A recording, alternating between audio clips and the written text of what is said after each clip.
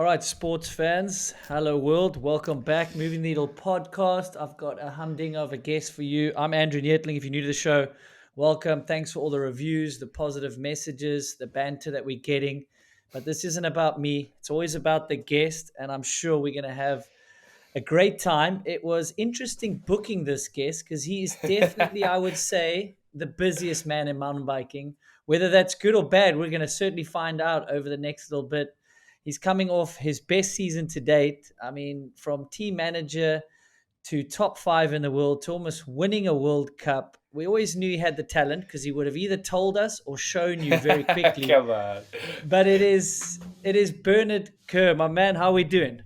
We're good, mate. Thanks for having me on, and sorry it's taken. Needles probably has been trying 2 months for this at least, so this is my bad, and I almost forgot it again this morning, even though we texted an hour ago. So But yeah, my bad. to defend you, you're either going to Italy to whip a motocross bike, which I annoyingly am very impressed with, slash jealous, Thanks, mate. or you try and squeeze it in before you're flying to Sea Otter. So you've been really positive about coming on. So I think the listeners have got to be thankful. I'm all good. Like I know those preseason times are busy, and you're obviously juggling, I don't know, a million balls at a time. Yeah, I know. I'm trying to juggle a few less. Like my eyes look really tired and bad on here. I'm not sure if people can see this or it's just voice, but I do look tired because I only got, I don't know. I actually did all right. I got like 6 or 7 hours sleep last night. 6 hours, What do pretty good. you what do you average sleep wise? Like what do you think you function well on? I think six, I'm pretty dialed. Like at the end of New Zealand, I was probably getting like 5 hours a night, but that isn't enough for a couple of weeks, especially when you're trying to train loads. 5 hours isn't quite enough. So yeah, it was probably a month where I averaged like 5 or 6 hours, but I'm trying to be better at like resting and sleeping. Like we're training so good now, I want to be better at sleeping. Would be my number one goal. So yeah, I need more sleep. So is your coach not on you I mean, once you're putting He load in, is. whether you think you can survive on 6 hours, once you're putting physical load in and mental stress, I mean, I honestly think you got to get up to 8, like and make it a priority. Yeah, it definitely should be a priority, but we've just been busy coming off Sea Otter and sorting everything with the team. And yeah, I reckon I'm like a week out. I always say this. I'm a week out of like dialed sleep and stuff. And yeah, the trainer will be happy then because, yeah, that's what we need to How work on, but we're getting there. What when did you get into being this sort of dedicated with your training and stuff? Because you're always a guy that rode your bike like a ton. And I remember the Surrey Hills, like you always had the skill, always had the motivation, but I don't know if you had it sort of in a pile, and structured. Yeah, I don't know. Just as you get older, you get wiser, hopefully. And I had one really good year where I had Ari Barrett, I couldn't even remember his name then, old racer. He trained me one year and came overseas, and we were really structured that year. And I actually got my first ever podium that year. So I guess it does work when you're structured and you're dedicated to, yeah, like you say, we always train, we always ride loads, but having it so well. We had that really good year with him. Then I got hurt, unluckily at a race. We had another good year. I podiumed the year after as well. And then, yeah, I probably didn't have him for a couple of years. Just busy growing the team, whether I was trying to or not, it did. And then I don't know. I just saw Luca doing really well, and I know his trainer through Elliot Jackson, Jarrett Kolich. I can never say his name. And I literally got home after what year was last year, 22. So I got home at the end of 21 season, and I remember riding up to like this place near we live in Hazelmere, just riding up the hill, just like for a cruise ride out. I was like, geez, like I got pretty close at the end here. Like, how can I really do better? And I was like, shit. I don't know why it seemed like a cool like dream. I was like, I like California. Maybe I just like go like not fancy, but like I'll get this sick trainer and I'll try real hard. And I was like psyched on myself, like, yeah, I'm gonna reach out. So I messaged Luca first actually and was like, hey, I hope you don't mind. Like I know Jarrett really well. Do you mind if I message him about some training? And just decided to go all in. Like he's not cheap either, but like in a good way. And that makes you like respect him. Where you're like, right, I'm paying this money. I've got to go to America to do the testing. I've got to do this. You like really invest. Don't know, you do it. It makes you do it really good. So last year and this year, but I had a couple of years before. But I've always trained, but having like a dedicated program and you don't miss it. I did intervals yesterday that I did not want to do. I did probably 6 hours on my laptop yesterday. And then I was like, don't want to do these. Actually, I'm looking forward to these. And I got them done. And don't know, because there's a guy watching and he's going to look like I upload the power stats to Garmin or Training Peaks, whatever it is. I know he's going to look at it and you're like, fuck, I've got to like, not just impress him, but I've got to do it. It's like on the thing, do not miss it, do it. So Yeah, it was I, good. I was gonna ask if you invest in yourself and you put that sort of money in, it kind of also keeps you accountable because you don't want to piss the money down the drain. So you Dude, sort yeah, you're of not just almost, spending money for nothing. yeah, no, exactly. I mean, I've always, when I see people with your type of talent or, a Brendan, right? Excuse me, he's Mm. like a classic case. And I think I'm just going to leave him to be him, right? That's what makes him tick. But if you He are came going to to the go gym down this the, morning. did he? He did come to the gym this morning. No, like, but what I was going to get is Yeah, I like know what you someone that mean. really goes down the racing route. Like, I find it a disservice to yourself if you don't tick all the boxes for your type of personality, even though you're all over the show and you want to ride every bike and you're going to film, you're going to vlog. It's cool to hear you like, cool, let me get the trainer. He's going to help sort of guide me. He can take care of the training decisions so I can do my emails. And then I know I've got to go out and get this job done. That's it. I don't have to think about it. Literally, I'm like, right, I'm ready. I open my phone. It says warm up for this long. This is how long your intervals are. Warm down for this. Done. I don't have to work out. Should I go here and ride? Should I go there? Should I do this? And however boring it is, I do all the intervals just on a static bike on the driveway. Like I have a feedback, like the rollers, that everyone warms up at the World Cup. I have a power crank on my like gravel, cyclocross, whatever pivot vault road bike it is. So I don't have to drive anywhere. Like you save so much time. Set the bike, like the bike's set up. It's always just like on it. Like literally walk outside, put some shoes on, do the warm up, do your intervals, warm down. You're done. You waste not a minute, dude. They like take 55 minutes and they're done. And you're like, yo, it's actually pretty sick. Like it's kind of enjoyable. Like you're like, when I'm done, I'm done, and you just bang them out. Like even in New Zealand when I had intervals, we've got amazing trail running there, and you could try and do them on a trail or this or that, but I just did them in the garage with a cool view. I just banged them out. Like it was way easier just to do them there and then ride for fun when you How can ride for fun. how horrible are they while you're doing that? And then the minute they're done, you just like, for me, pure ecstasy. You're just like, Dude, the I feel second they're done, you're better, like, and I'm just so glad they're done. yeah, did you not? It's not like I'm the man, but you're like, yeah, I've done them because I used to be like pretty. I would train, but I was nothing like I do now. I'm like, shit, yeah, I've got this. Like mentally, like after yesterday, I'm like, right, when's the first race? I'm like so ready mentally to like turn up at the first race because I've done the intervals. Because yeah, in my head, I believe I'm quite a good rider, which you have to. And then once you've done the intervals, you're like, dude, I'm not leaving anything to chance here. Like, I've got good bikes, I've got good everything. I'm doing the work. There's no way we can't do well. You know, but like thinking that going to a race is sick. No, it is. That was one of my reasons to push people. Like it helps with your confidence. Like you're building your confidence. You're clearly like a self-confident guy, which is great. Like I look up to that, and maybe sometimes Loic Bruni speaks about maybe not being that. He doubts himself. But once you go, well, I've done all the training. I know I'm on the good equipment. Like what? Like why would you not go there and say, well, I've done all the work. The rest is up to how Exactly. this race unfolds. Like I think it really builds your confidence if you're able to tick your training. Definitely. Even Jarrett says that the trainer, he'll even say like, yeah, he's building me a good program, but half of the training is then just turning up thinking you've done it or knowing you've done it. Like, yeah, you do get fitter and stronger, but it's almost like a byproduct of just building your mental strength. Like, dude, I'm the man. I've done every bit of training now. There's no way I can't win. you know, like it is. Even he says like half of it Yeah, then is true. mentally that you just yeah, you're Yeah, and fit, like, you're strong, you should attack. do you believe in like if you're able to do hard stuff, like the small stuff doesn't really worry you? Like, if you're able to do intervals which you didn't want to do, like I think that builds that sort of grit for other walks of life. Or Dude, you're at a hundred race and percent. you're like, oh, these conditions suck. I don't want to. I mean, most riders don't want to guard in some of those crap conditions, right? But if you know, well, I get out of bed and I do gym, I get out of bed and I do all my intervals, I might as well get out of here and get stuck in. Dude, 100%. It makes everything easier, whether it's doing emails, doing this, doing that. You're right. Like, it teaches you so much. Like, anything that's hard through life, it just teaches you to try harder. Like, at the minute, we're dealing with it worldwide, probably you, everyone, car dealers, builders, everything at the minute, I'm finding so tough to get anyone to work. And I'm just try harder. Or, like, the guy that's putting a new light in the kitchen hasn't put it central, it's 3 inches off. I'm like, just stop, try a little bit harder, and just do it straight, would you? But I think, Just like, the what did we training, used to say in Surrey? Just do be your better. job. It was always like a Yeah, or joke. just Just like, what is your job? Just do that. Do that. do that and just be better. Just please try a bit. But we're trying. It's weird because in our job we're literally trying to be the best in the world. but a builder comes around your house, he's probably not trying to be the best builder in the world. But it teaches you a lot, I think. We are literally sat in the driveway doing intervals trying to be the best in the world, which is a cool.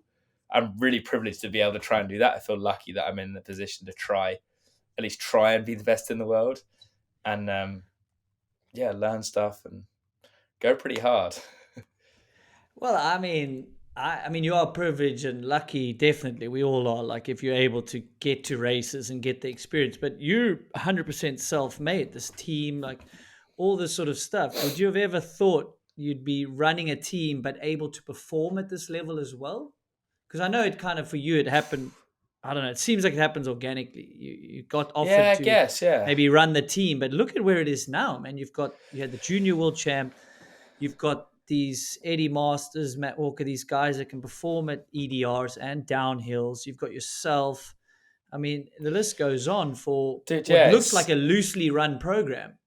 yeah. Well, I think people think it is. Hopefully, it looks pretty good at the World Cups now with the big pits and stuff. But yeah, it's wild how it's happened. I never thought it would get this big and good. We're the number one enduro team in the world last year.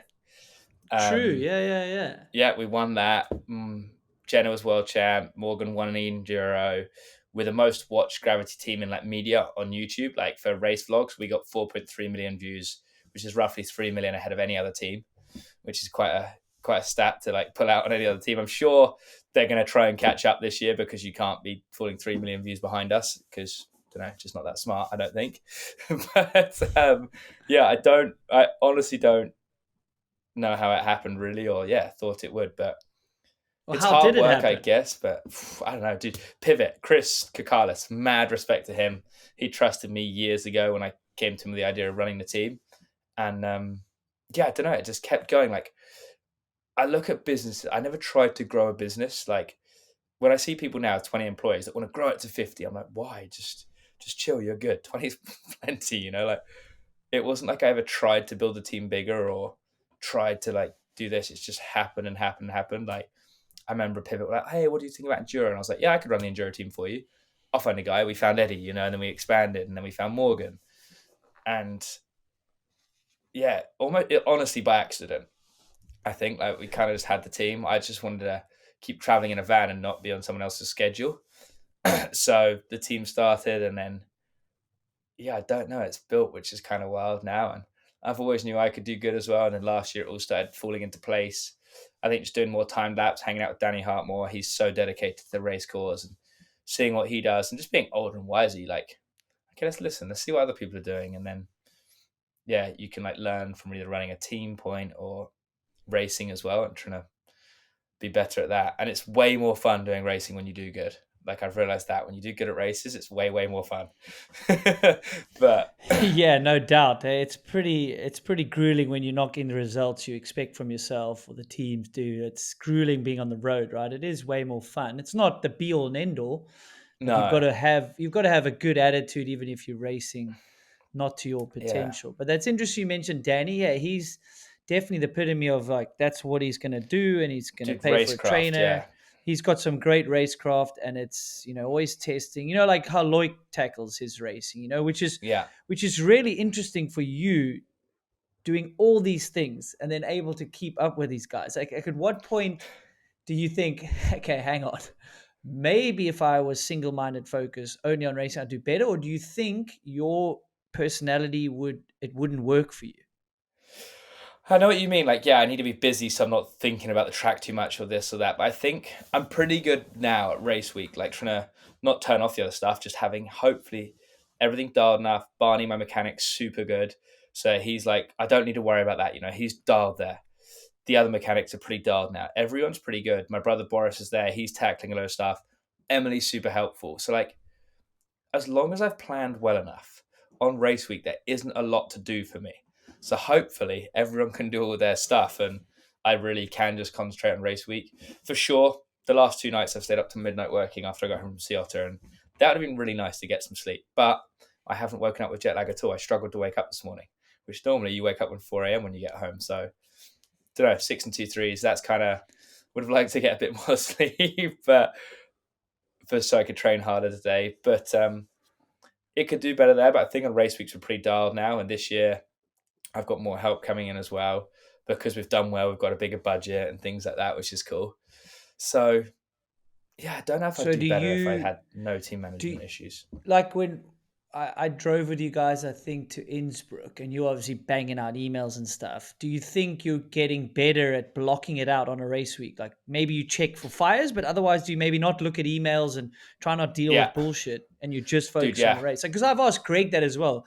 Greg's got a lot of hands in a few pies, but I think if you're looking at emails, it distracts you a little bit, and your mental energy goes somewhere else. So maybe, like you say, with age, you're trusting the team you built, so maybe you're not actually as busy in the times that you need to be focused. 100%, dude. I'm definitely doing less emails in a race week because I'm more efficient. Like yesterday, I struggled with procrastination. Scrolling on your phone, Instagram, a couple emails, Instagram for an hour, like yesterday, I was super dialed at just do your bloody work. Once you've done your work, you can go do your intervals. You can go hang out with Lada, the dog. Like do whatever you want. And in race weeks, I'm definitely way better than I ever was for doing emails and days. And like the vlogs, people worry about that, but they're actually pretty helpful. Like I'll put all the footage in. Some days I'll cut it. Some days I'll barely cut, dude. Like a long edit for a race day would be 15 minutes. Take me to edit it.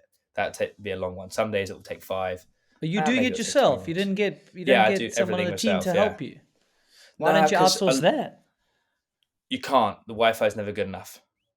You literally can't outsource it because I'd have to upload all the footage, send it to someone, download it, or re-upload it to YouTube.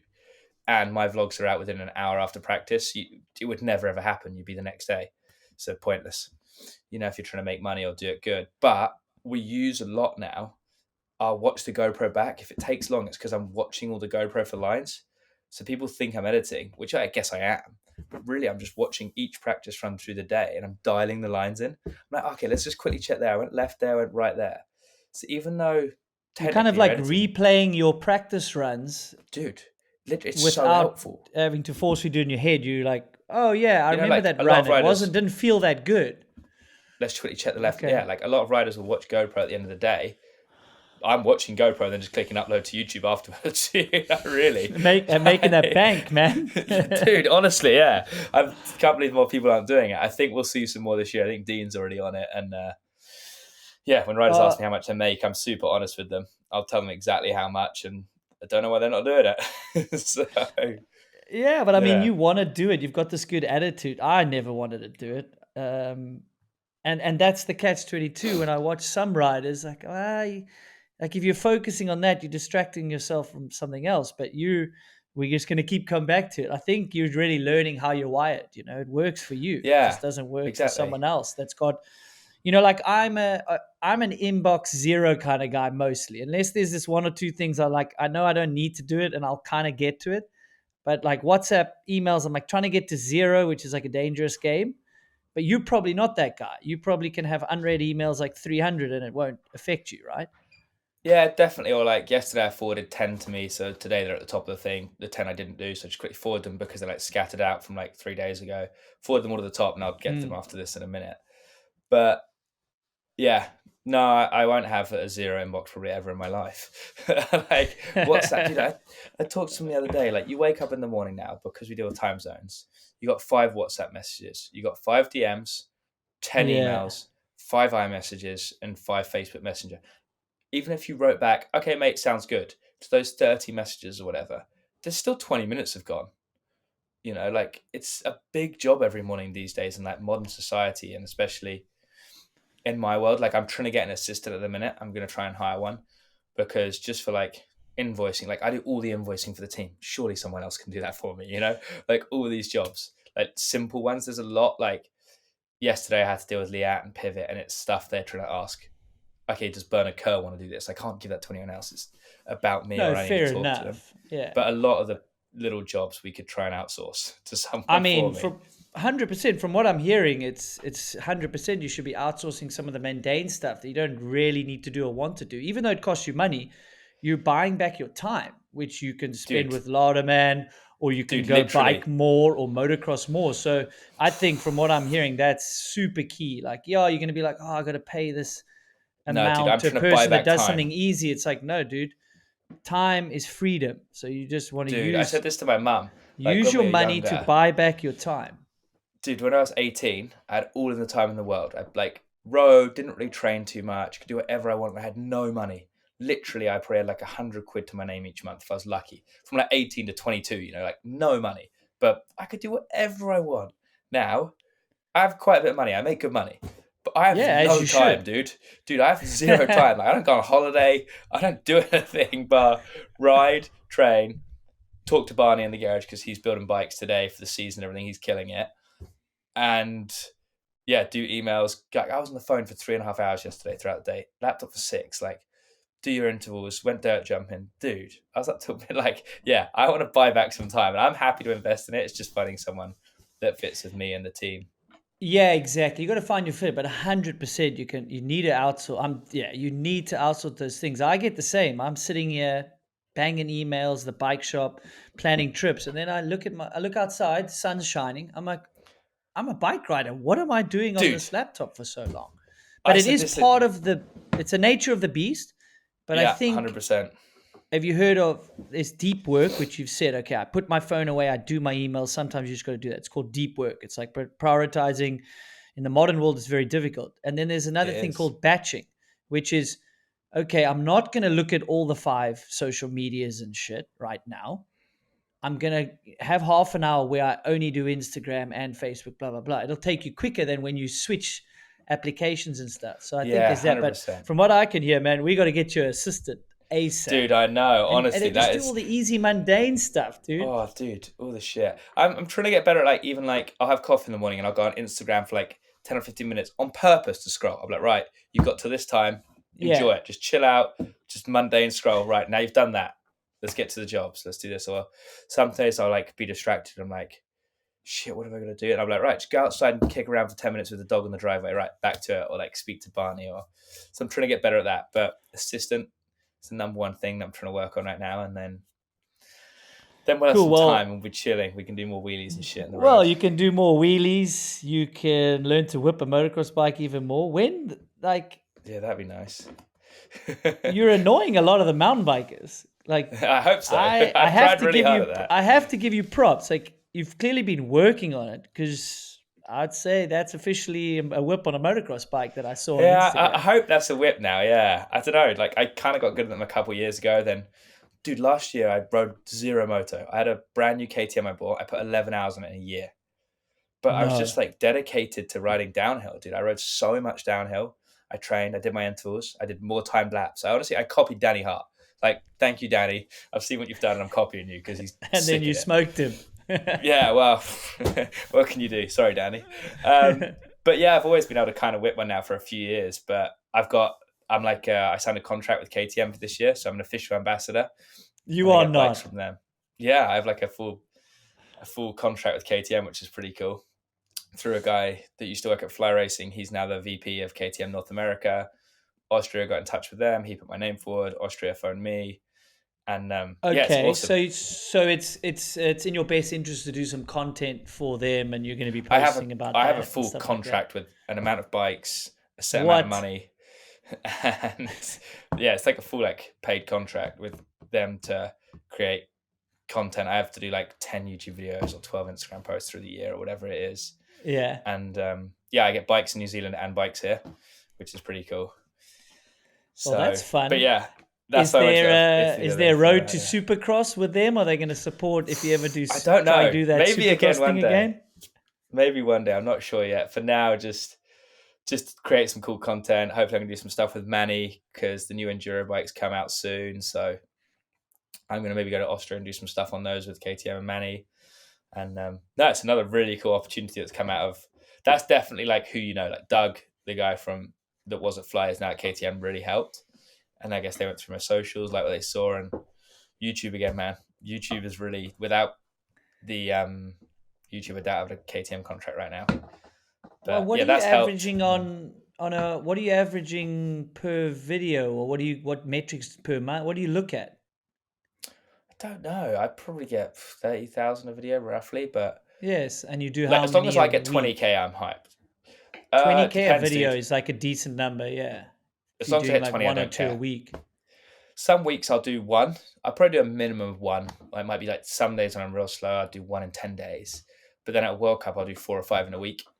Like I'll bang one a Yeah, because day. that's easy to make content. But does it not a pain in the ass when you're home just doing intervals on a stationary bike and walking your dog? Like what Dude, you can't. Then you got to come up with bullshit ideas. you don't need to come up with ideas though, because mine's an LSD, a lifestyle documentary. So it's just my lifestyle. I filmed one of mowing the lawn last year. Like people, that's just what we got up to You that day. did not. Yeah, dude. Like Pilgrim and Bren, I feel like they're TV presenters now. Like Pilgrim does do some vlogs like now and again, but 90% of his videos aren't a vlog. They're like, today is the free bike challenge. Today we're going to ride a bed down some Mm, stairs. Today we're going to build a drift trike. It's kind of a vlog, but he's like, welcome to the Sam Pilgrim show. I feel like, like yeah. today on the show, we're doing this for us. I'm just like, right, today we're going to Dovey. We're doing this. We're doing that. I'm going to put my shoes on. It really is a vlog, like a blog of my day, a video blog of the day Half the or time the it's weekend. pointed at the garage floor, the one I watched. I was like, this camera's, he Dude, didn't even edit this. It's pointing at the floor. what can you I do? love that. Like, Yeah, but well, people who know what they're cares? getting. Exactly. Yeah, Honestly, well, like yeah, you set the bar low in the beginning as low and as I you're, can. yeah, well, I mean, that's great. You don't have to But then live I up enjoy to it, dude. any expectations. I like growing up. We watched this movie called Kevin and Perry. I don't know if you've ever seen it. They go on holiday to I've Ibiza with their heard, family. I've heard the name. They're Yeah. trying to go shagging and stuff. And I always loved that they took this video camera and like documented it. I always wanted to be like Kevin and Perry. And I had this good camera I got years ago from my mum for Christmas. I've actually got it here somewhere. And then now I kind of just am back to that. I just document what I do on sick trips, like all these cool places we get to go, sick races we get to go to. And I just film on a GoPro and an iPhone. Do have a dad cam we rarely use anymore. And that's it. Like people, I'm so stoked and can't believe people watch it. So thank you everyone that does watch them. But it's just what we get up to, dude. It's no like, oh, let's do that shot better again. If I drop the GoPro, I've dropped the GoPro. Like everyone drops a camera. Everyone needs to tie their shoes. Like it is real life. So hopefully people like that, but it's not changing anytime soon. I get so many emails now like, hey, let me edit your videos for you. I can make it way more professional. Hey, let me do your thumbnails. Let me do songs on it. Like, dude, for one, I don't have time to upload it to you and re-download it. Two, I don't care. I just like it how it is. And you're going to take some money. So why?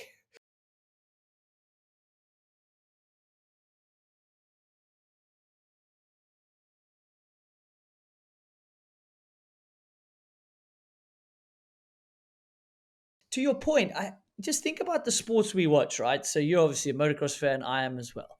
I obviously watch golf. Like, if you're not at an event, you want to be in the locker room. You want to know what's behind the scenes. Like, what did the guys say to each other? So you take Exactly. them into your pits. You're walking past Loic Bruni maybe and giving him a bit of shit. Like that's why it's authentic. Number one, obviously, but they're behind the scenes. You actually are giving such value for a person that can't get to a race. And even if they get to the race, they're not allowed in your pits, right? Yeah, or in the So they kind of, bus or like to like make they're fun of kind of, Eddie. Yeah. yeah, like they're looking over the thing. They're like, oh, there's Bernard. That's cool. Like, might get a signature. You might be able to give him 30 seconds of your time. Hey, how's it going? I know you're friendly, but you can't give him 15 minutes or you Yeah, can't give exactly. everyone 15 minutes. So it is They pretty get that on cool. the vlog. Yeah. Are you going to be able to allow to do those moving forward with the new organization? They've Are they just going to be changed the open rule. to? Yeah. They were trying to make it not more than 3 minutes a day on the track for practice. So that's what they were trying to enforce. Mm, But we've got a new document lately, which I'm pretty sure, reading it correctly yesterday, is that I can show as much practice as I want again now, which is awesome. So I can show as much as I want around the yeah, pits, as much practice as I want, but I'm not allowed to film any race runs. For some reason, they think yeah, me filming a race run is going to take away from their live feed, whereas I hope it would bring more people to it, or someone might watch the live feed, then watch my vlog, or watch my vlog. I'm like, do you know what? I am going to buy GCN. I want to see his race run. But for some reason, they think me filming the race run is going to take away from it. So I am not allowed to film a single race run this year. So no one gets to see that, which sucks. And if they tell me to wear a camera, I'm going to try and refuse because, I mean, the cameramen aren't stood there for free. So I don't want to film for free. But in the enduro, you get fined €500 if you don't wear a camera and they ask you to, which is pretty insane. So if they bring that in, hopefully all us riders can unite and say we're not just getting made to wear cameras for free. It's like it's not slave labor, but you're making us work for free. You're not making a camera guy work for free. So at the minute, it looks like no finals will be able to be filmed on a GoPro. and the old rules with Red Bull, there was a few people that were allowed GoPros, or you could also do your own camera. What was the old versus this? The Which is old good. rule So it's good that you can do was practice. You can do vlogs. I think that's awesome that we bring as everyone could many always people do to it. that. Yeah. Everyone could always do that. And race runs, technically, I think the UCI and Red Bull was sneaky, or the UCI, whoever it was, because it said that you had to be asked, or you could ask to film a run, like your finals run. But it said the only limiting factor was the number of cameras they had. But everyone has a camera now. I don't know if that was an old rule that was there 10 years ago where literally no one had a GoPro. So you did have to ask Red Bull, hey, could I use one of your cameras today for finals? So technically, if you'd asked, they were supposed to grant it to anyone if you had your Mm. own camera. Like if you're like, hey, can I film finals today? And you asked the right guy, which they didn't make publicly easy at all to know who that was. But if you could find out who that was, or you knew the guy, I would just ask every week. It wasn't like they started putting me on the list in the end because they knew Bernard wanted to do it every week or Jenna wanted to do it every week. But to start with, I just find the guy. I'm like, yo, can you put me on the list this week? They chuck me on the list. Yo, can you put me on the list this week? Because their whole excuse and the whole thing was we don't have enough cameras for everyone to do it. But everyone has their own camera. So as long as you asked, they would say yes. Like I never Yeah. got turned down once, bar snowshoe finals, I didn't have it on annoyingly because Your the best run ever. the UCI people, they're pretty dreadful sometimes and they don't know what's going on. No, you can't have that. No, I'm on the list. I'm on the list. Wow, you're not on my list. I trust me, I'm on the list. I saw the guy this morning. But a lot of the time, the breakdown of communication between Red Bull and the UCI is dreadful, or was. Not, I don't know whose fault it was, Red Bull or UCI. Someone's fault there was breakdown, especially that day, which was kind of annoying. But who knows? Maybe I wouldn't have done as good with a GoPro. Maybe I would have won. But yeah, that run was just a mistake. But otherwise, anyone supposedly that asked was allowed to run one. So I can understand why they're doing it. I'm sure you can understand. You're like, okay, I see their side. They're trying to sell this broadcast. They're trying to like own If everything. I'm honest, I And you can't understand saying, it. okay, so you can't even. No, you can understand what they're doing. You just don't have to agree with it. I don't agree with it either because I think there's a happy medium where we maybe work together, get the footage out there, and then it pushes you back to become a fan. That's what you're Yeah, saying. Like, hey, I don't know if they said like, guys, you can film your run, and you've got to delay it 24 hours on your YouTube or whatever. I was I about to honestly say, don't understand what if there's a how. delay? Yeah, but I don't understand why me putting a GoPro out that night doesn't encourage people to go and watch the live feed. Like if I watch Ken Roxon and someone I see Ken Roxon's winning lap on a 450, instantly now I want to go watch the live feed. Personally, that's only my opinion. That might not be everyone's, but I'm like, shit, I want to see the live feed of this now. So I could be wrong there. But I don't know whether they could just be like, guys, we're all going to run it and we'll incentivize it. If you get a top 5, you get a grand for your GoPro run. Like you guys get to use it, we get to use it. Or if it's you get top 10, you get 200, whatever it is. But I don't see why they think I'm going to run a camera now if I can't use it. Like I'm going to point blank refuse. If I can't use it, why am I going to run a camera for someone else? Like I say, their cameramen are getting paid. I'm about to become a cameraman. If they make me run a camera, why am I not getting paid? You know? Yeah, you ask them what's the win-win here. You winning by getting me to run a camera in a finals run, which technically could distract my run. But It's GoPros turn off heavier. now and again, dude. It could just go beep beep Yeah, beep beep like beep and turn off. BB, like you could it could not be good, but you willing to look past that. But then your win is like, okay, 24 hours later, 3 days later, when can I run the footage? Like, of course, I want to run the Yeah, footage. I can understand that totally. And yeah. you've definitely been outspoken about it. What there are riders probably talking between each other, and you've come out and said, "Hey, this is what I feel. This is my opinion. I want to work with you. Here's some ideas." Like you're not saying this is bad and Dude, it could shutting be the up. best thing ever. Definitely, it You're could be great. saying, here's what I think. Here's where the problems might be. Here's where I want to work with you. So how has that been going now that we're creeping into, well, whenever this gets released, hopefully just before the World Cup season, like we're almost there. Has some of your voices been heard from a rider's point of view, and where are you at with current state of affairs? I mean, mine definitely hasn't been heard. I think they've definitely listened to a bit and taken it on board. Like the GoPro thing, as far as we were concerned, was 3 minutes a day from practice. And now I'm pretty sure reading it, it's as much as we want, which is awesome. Like Mono and a bunch of the media guys have been working really hard behind the scenes with a guy from ESO or Discovery or Warner Brothers, wherever it is now. And I think they're really starting to get somewhere like, right, let's make this work. Like I think a lot of it is they just don't know. Like they're not even trying to be dicks. They just don't know, or they're new to mountain biking, so they're trying to learn, which is awesome. It takes them time to learn, but as long as they're willing to learn and work with us, it's awesome. And I think they really are starting to in the media side of things, which is really, really great. I think the race runs, we still don't really know what's going to happen with that, or they haven't. They're either leaving it to the last minute, so we can't argue it. If they say last minute, hey, actually, all we have to run a camera, it's €1,000 fine. So we're too late to argue. But they might actually be like, shit, guys, no one's going to run a GoPro for free. Should we just let everyone? But I don't know, dude. I think some of the riders are not in a mean way, too dumb, and they'll just run it for free. They'll get asked to run a camera by ESO or Dub Warner Brothers, and they'll be like, yeah, sure, I'll run a camera. And just do it for free. Whereas, I don't know, dude, if someone said to you right now, go outside and do wheelies up and down the street, we're going to sell tickets to it, and you get no money, and you got to film it, come with the GoPro after. You're not going to do that, are you? You'd be an idiot. No, if you put it that simply, I think more people Hey, can go do wheelies in understand the your street. point. I'm going to sell tickets, and you got to wear a camera. If you don't wear the camera, we're going to fine you. You're like, yeah, but you're taking all the money. You wouldn't It's do like, it. You just it would sounds like a not do it. principle thing for me. From like you're also a person that's of a principle. It's not just like the money component explains the principle of what's happening. Exactly.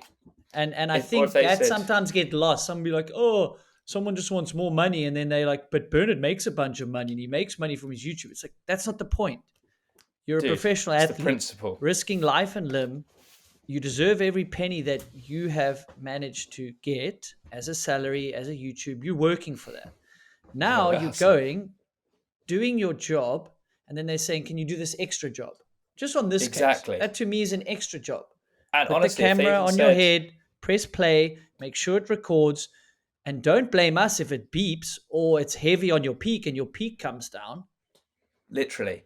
And dude, all of these things, and even if they said, I don't know why they couldn't. Okay, you don't have to run a camera if you like to, and you get your winning run, we give you $5,000 for the footage. If you get a top 10 run, you get $100, whatever it is. I don't get why there's no incentive behind it. Incentive, yeah, like it's a principle thing, and like, hey, let's win-win. Let's incentivize both parties because then they can both work together better. Yeah. Yeah, and say, hey, if you use it yourself, you don't get the money. If you don't, just any of these 100 scenarios that we could work together. But at the minute, all I know is that we can't use the footage if we film. So then why would we film? But maybe some riders like, yo, I'll film for free. So then they put it on their channel. But there's the problem. Some riders, hey, let's boycott a race. Well, it's not that realistic because somewhere someone's going to go to the start line. We wouldn't need a boycott race if everyone signed a thing saying, hey, no one's running a camera until we're all allowed to use the footage or until we get paid. That'd be easy enough. They would surely want some POV footage rather than none.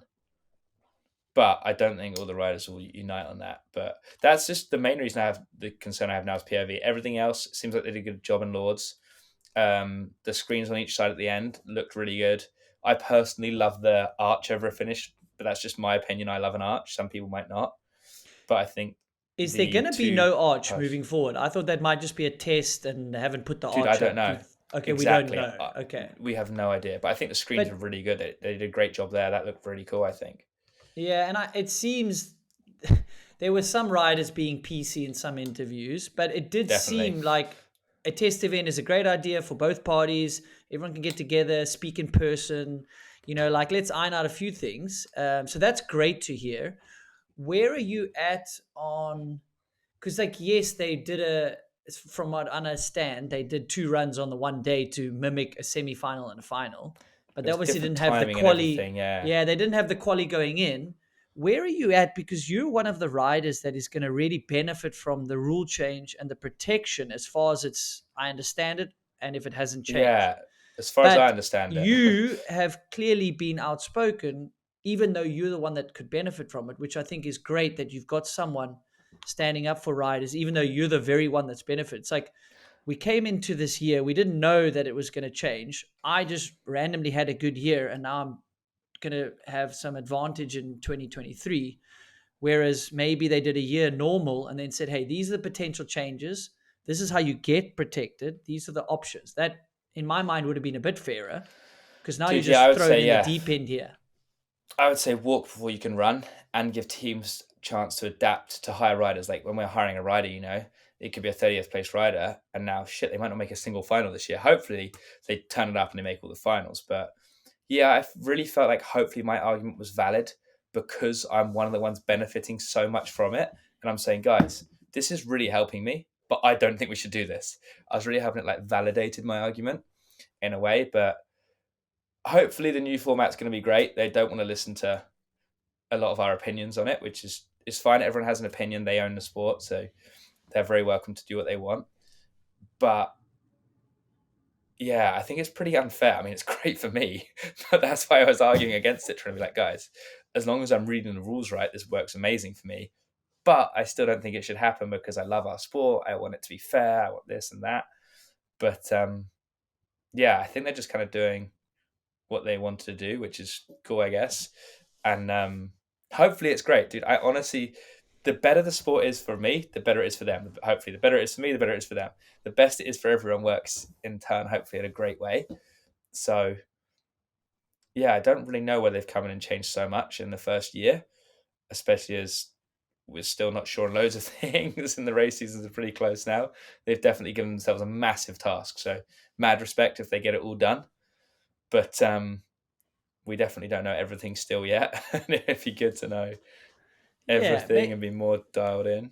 maybe I should have led with like I'm very positive about the future and I want the sport to grow and I think as a whole it's in very good hands. I do think internally these people are mountain bikers and with Ruri, he's like dealing with the downhill and Chris Ball. Say He's a what you smart will, kid, like yeah. the smart kid has raced. They're not going to intentionally try and maybe damage 100%. the sport. Definitely not, right? So they had their view. Riders might have had a different one. Maybe there's a middle ground. Cool. So we've got that out in the open. Where do you think, just hypothetically, like having a beer with a mate, like not shit talking anyone, like where do you think it's a bit unfair and maybe what would you have rather seen? Like, is it the semi-final and only having 30 in the final? Is that like a worry for you? That's I maybe just, one worry yeah. for me. Are we gonna see the right people? I've said it before. Are we gonna consistently see the right people in the final? And does it kind of change how the sport is a little bit? It's a hard, but I think it definitely changes the nature of the sport from the one fast run to like two runs. I think we're not Formula One. I genuinely believe we have more than 30 guys that should be in a final. I think that's my biggest thing is, dude, there's so many good guys. And now and again, a good guy that's qualified 35th will do insane on finals day. Or a stack last year, I think, qualified 50 something and got 9th or 10th. That wouldn't happen now. He's out. Like that's happened loads. It's happening. I did go through and tried to look at people's their first ever top tens. Like my first top 10 in half yell, I got 9th there. I think I qualified 34th, so I never would have got that. And like there was a bunch of riders last year I looked that qualified outside of the top 30 that got their first top 10. Not because of weather, because I obviously fail your old teammate won that World Cup when he qualified 55th at Lords or whatever. But that was weather. It does eliminate that, which could be cool. But so many riders got their first top 10 when they qualified outside of 30, or women, quite a few women I looked at, whether it was Cami or Nina Hoffman, got their first top 10 in finals when they qualified outside of 10th, which means they wouldn't have qualified for finals in the new format. So I think the women's one's a real shame. Like that's growing at the minute, going in the right direction. Way more girls are coming into the sport and they've just made their field smaller. So I think the women, more so than us, is a real shame that they've gone to 10 for the finals.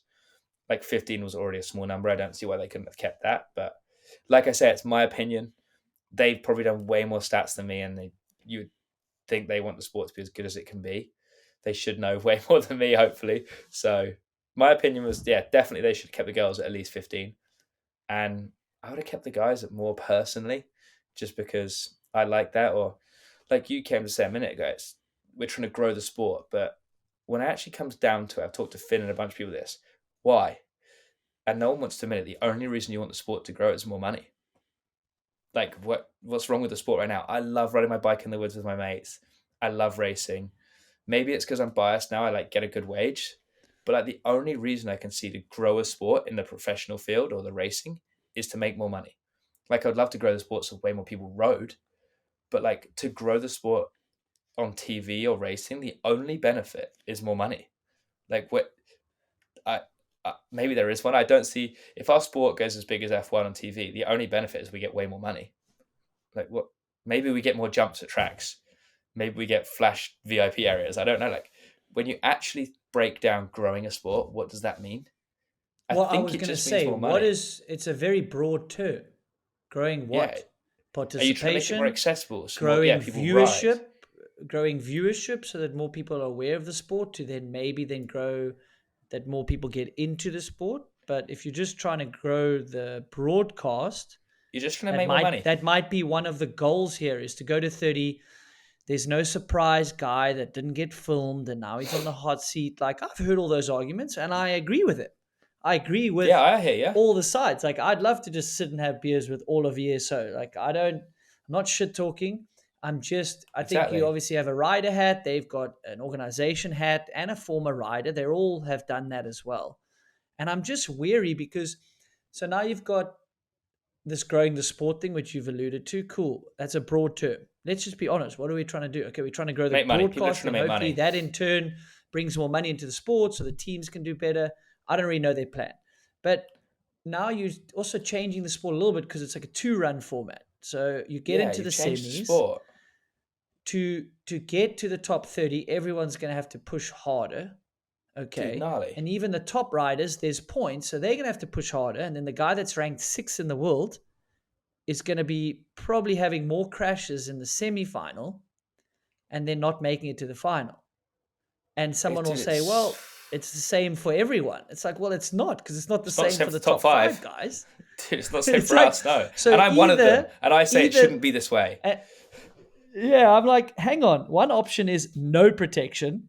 The sport is kind of changing and it's more 2-run format and hopefully you get into the final. No protection. Have a flat tire, to the showers early. Or you've got to build more opportunities to have protection to level the playing field to get the right consistent 30 in the final. Because that's kind of It's what you want, is to it's build such a stories on the tough one. consistent 30. It's a very I just difficult think challenge to. I think there's so many good guys in our sport. It's not like F1 where you got 20 guys. It's not like golf. Like golf doesn't have protection, but they get 18 tee shots for 2 rounds before they try and qualify for the weekend, We get one run because they Well, tried to ESO tried can I to tell argue you with us. what? Can I Golf tell doesn't you what have it. else they do? So golf is quite a cool, unique one to look at because you've just mentioned they've got more chance to get in the final, but also you've got a card. So you earn a card, and there's tiered series to get the card. When you have the card, you have injury clauses, you have win exemptions, you have all these ways that the right Dude, players will just keep their cards. So I would hope you could go to that point. So you've earned a card for a year or two, like exemption. So how else does a guy that's riding well earn exemption or this is what protection? I'm You've got to saying. build But that in. they just had an argument with us that golf's not protected. And I'm like, let's say they're not. They They 100% are protected they are. for the And season. you've got 18 tee shots. It's not one lap. At F1, you don't have one qualifying lap. You got a bunch of laps to try and qualify. You get to go round and round and round. We have one run. Our Yeah. sport is motocross, dude. They've got 2 10-minute sessions. They're not protected. Ken Roxon isn't. He's got 2 10-minute sessions to get in. Not one lap. Yeah. He doesn't get to roll out the supercross track and get one lap. It's such a Yeah. unique, amazing sport. And I love it. I feel like we've added a 4-point line or like a 1.5-point line in basketball. We've changed the sport, like basketball, you get 1 point and 3 point. We've added a different What fucking about point line. if there was like 40 spots in the finals and qualifying the top 30 go through plus protection, and then the semi-final is not a semi-final, it's an LCQ. Or after the semi-final, you hand out another 5 spots and you say, cool, you 30 guys that didn't qualify, you can go up the hill again and race for 5 slots. Could you imagine the excitement sitting at the bottom like the Dude, LCQ, exactly. and you've got these 5, like a Greg Minnaar, crashes, not protected. Shit, we're not going to see him in the final. Well, if you Just like clean your Dungey at bike quickly, Supercross or something, yeah. go to the top and put down You a might run. get If in. you don't, and if you crash again, dude, you've had 2 or 3 chances to get in there. That's part of it. That was like, I've just thrown some loose ideas out there. Dude, I love the An LCQ idea. LCQ would be cool. I love that, but I don't know what way to do it. I really hope they've done stats and this and that. And I know they did one about injuries, but we get injured way more in race runs technically, but whatever. I really hope they're just so much smarter than my opinion. Not of them, but I really liked how racing was. I love what downhill was. Obviously, we're all scared of change. I completely agree with that. We're all stubborn, etc. Everyone is in life. But I feel like we have changed the sport a little from 1 run to 2. And I feel like it's unfairly weighted to the top of the field, which I'm in. And I still think it's unfair.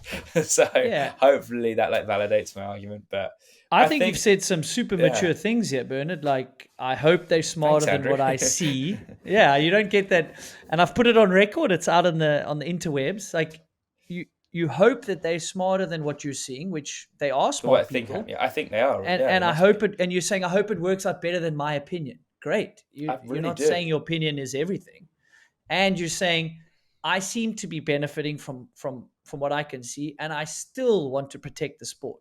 That's who we Yeah. need having a voice Dude, for and I the think, riders. yeah, and like a lot of us, like it's given me my whole life, my career. I have a house I bought off riding bicycles. Like that's unbelievably lucky and privileged. I feel like I've been able to get to that point and like help my mum out, do all these amazing things because of what downhill has done for me. So like I really care for the sport. I think I care too much going forward, but I really want to help and keep the sport in this amazing, great place that I think it's in because social media has done so much for our sport. You can go on Instagram, someone likes tiddlywinks has now seen biking. Someone that normally goes kayaking is like, whoa, what's mountain biking? I think Red Bull have done an amazing job just as much as social media has. So our sport is in a very great, healthy place right now. And I think it still could be. It could be twice as good in 2 years from where it is. They really might be on something, do the best job. But some days I care too much and I get either upset or worried or frustrated with some of these changes I hear or things that I don't think is going to be good. So yeah, maybe I'm too invested sometimes and I need to care a little bit less and just be like, look, sit back, it's going to be good. And I've tried to do that lately, me and I spoke to Loic and he's like, yeah, we're just going to just trust the process, stop getting frustrated at it or be like, why aren't they listening to us? They said this and this isn't happening, or they said this is how it entered and it's not happening, or whatever the case may be. Just whatever happens, happens, you know? It should work itself out and Yeah, certainly, yeah, stop certainly. caring so much. Yeah, it's a tough thing though. I think it's your passion, like you said, for the sport. But eventually, you can't complain if you don't, try and make it better. You've tried. You've said your piece. Here's some options. Cool. Let's go racing now. I think that's a healthy way to look at the season. And I think they've mentioned as well, like there will be some trial and error, whether they stubbornly keep it for a year or two, or it actually works. Like who are we to tell? Like you said, we're gonna have to trust the Exactly. process. But It's just our you opinions, mentioned a yeah. super yeah, you mentioned a super interesting thing there. You've helped out your mom, and your mom was a huge part of your family and your racing career. How does that feel now, being a bit older and being able to maybe reflect back on where you came Yeah. from and Dude, it's and awesome. how of Yeah, a like big family effort it's been for you guys? yeah, it's great. Yeah, we went bankrupt actually. My mum, like, our house got repossessed and stuff when we were younger, like when my parents split up and we were racing when I was like 14. So pretty like crazy now. Definitely in the last year or so, like we had a real cool deal come through with Continental and our pivot deal's been growing. And like looking on it now, it's real cool, like to quickly stop now and again. I'm like, whoa, we've actually done this from this. Like, even if you lost everything today, we still achieved this. It's like pretty crazy. And we had like help my mum now and she like helps with some stuff and shipping merch, and my little brother, like from where we came from to like I live in quite a cool house now and I've got some cool cars. Like it's unbelievable.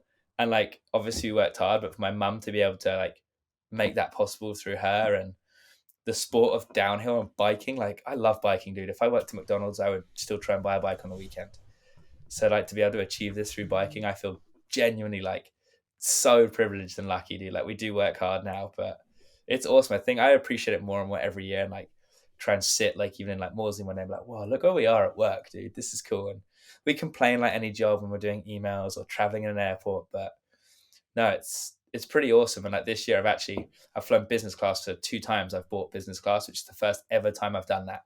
So I've been upgraded a couple of times in the past. Like all of us, when a flight gets delayed or someone loses our bags or BA messes up, we get an upgrade now and again.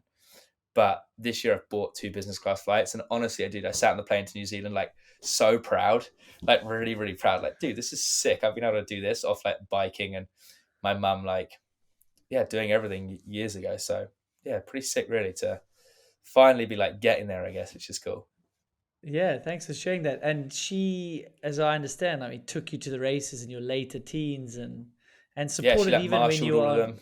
yeah, Yeah, she'd like that's marshals so for get free special. entries and stuff. Yeah, it's pretty cool, like to see now like how far it's come and what we can achieve with it. So and now like continue to like hopefully stoke other kids out and other people, or maybe there's another single mum struggling with a kid, but like, oh, we're gonna make this work. So we're actually gonna try and get to more nationals this year. I want to do some to like give back and just be there, dude.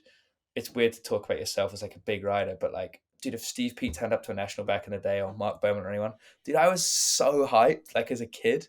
So like, I Yeah. want to try and make it to more nationals this year. Like, we might even miss Whistler downhill and just go to national champs. Like, just to be there, dude. Like, I haven't raced in Wales for ages or a national. I'd love to do it and try and just stoke more people out and keep the generation of young kids coming through England. It is pretty surreal. I mean, I remember if Greg Minal was going to rock up at a national when I was a kid, it was crazy. You're just like, Dude, oh my, in insane. awe, right? But it's just factually, you're one of the biggest superstars in down at the moment. So if you rock up there or Brendan rocks up there, whether you perform or not, the kids are just in awe, you know. So if you're able to do it, it doesn't distract from your goals of the season. I think that's a brilliant idea. Yeah. Hopefully, yeah. I missed the first national because we were busy the other day, and we've got a bit of this and a bit of this to sort, like testing things. So, but yeah, try and make it to a few more this year. Would be really cool, hopefully, and like hang out at those. So that'd be rad.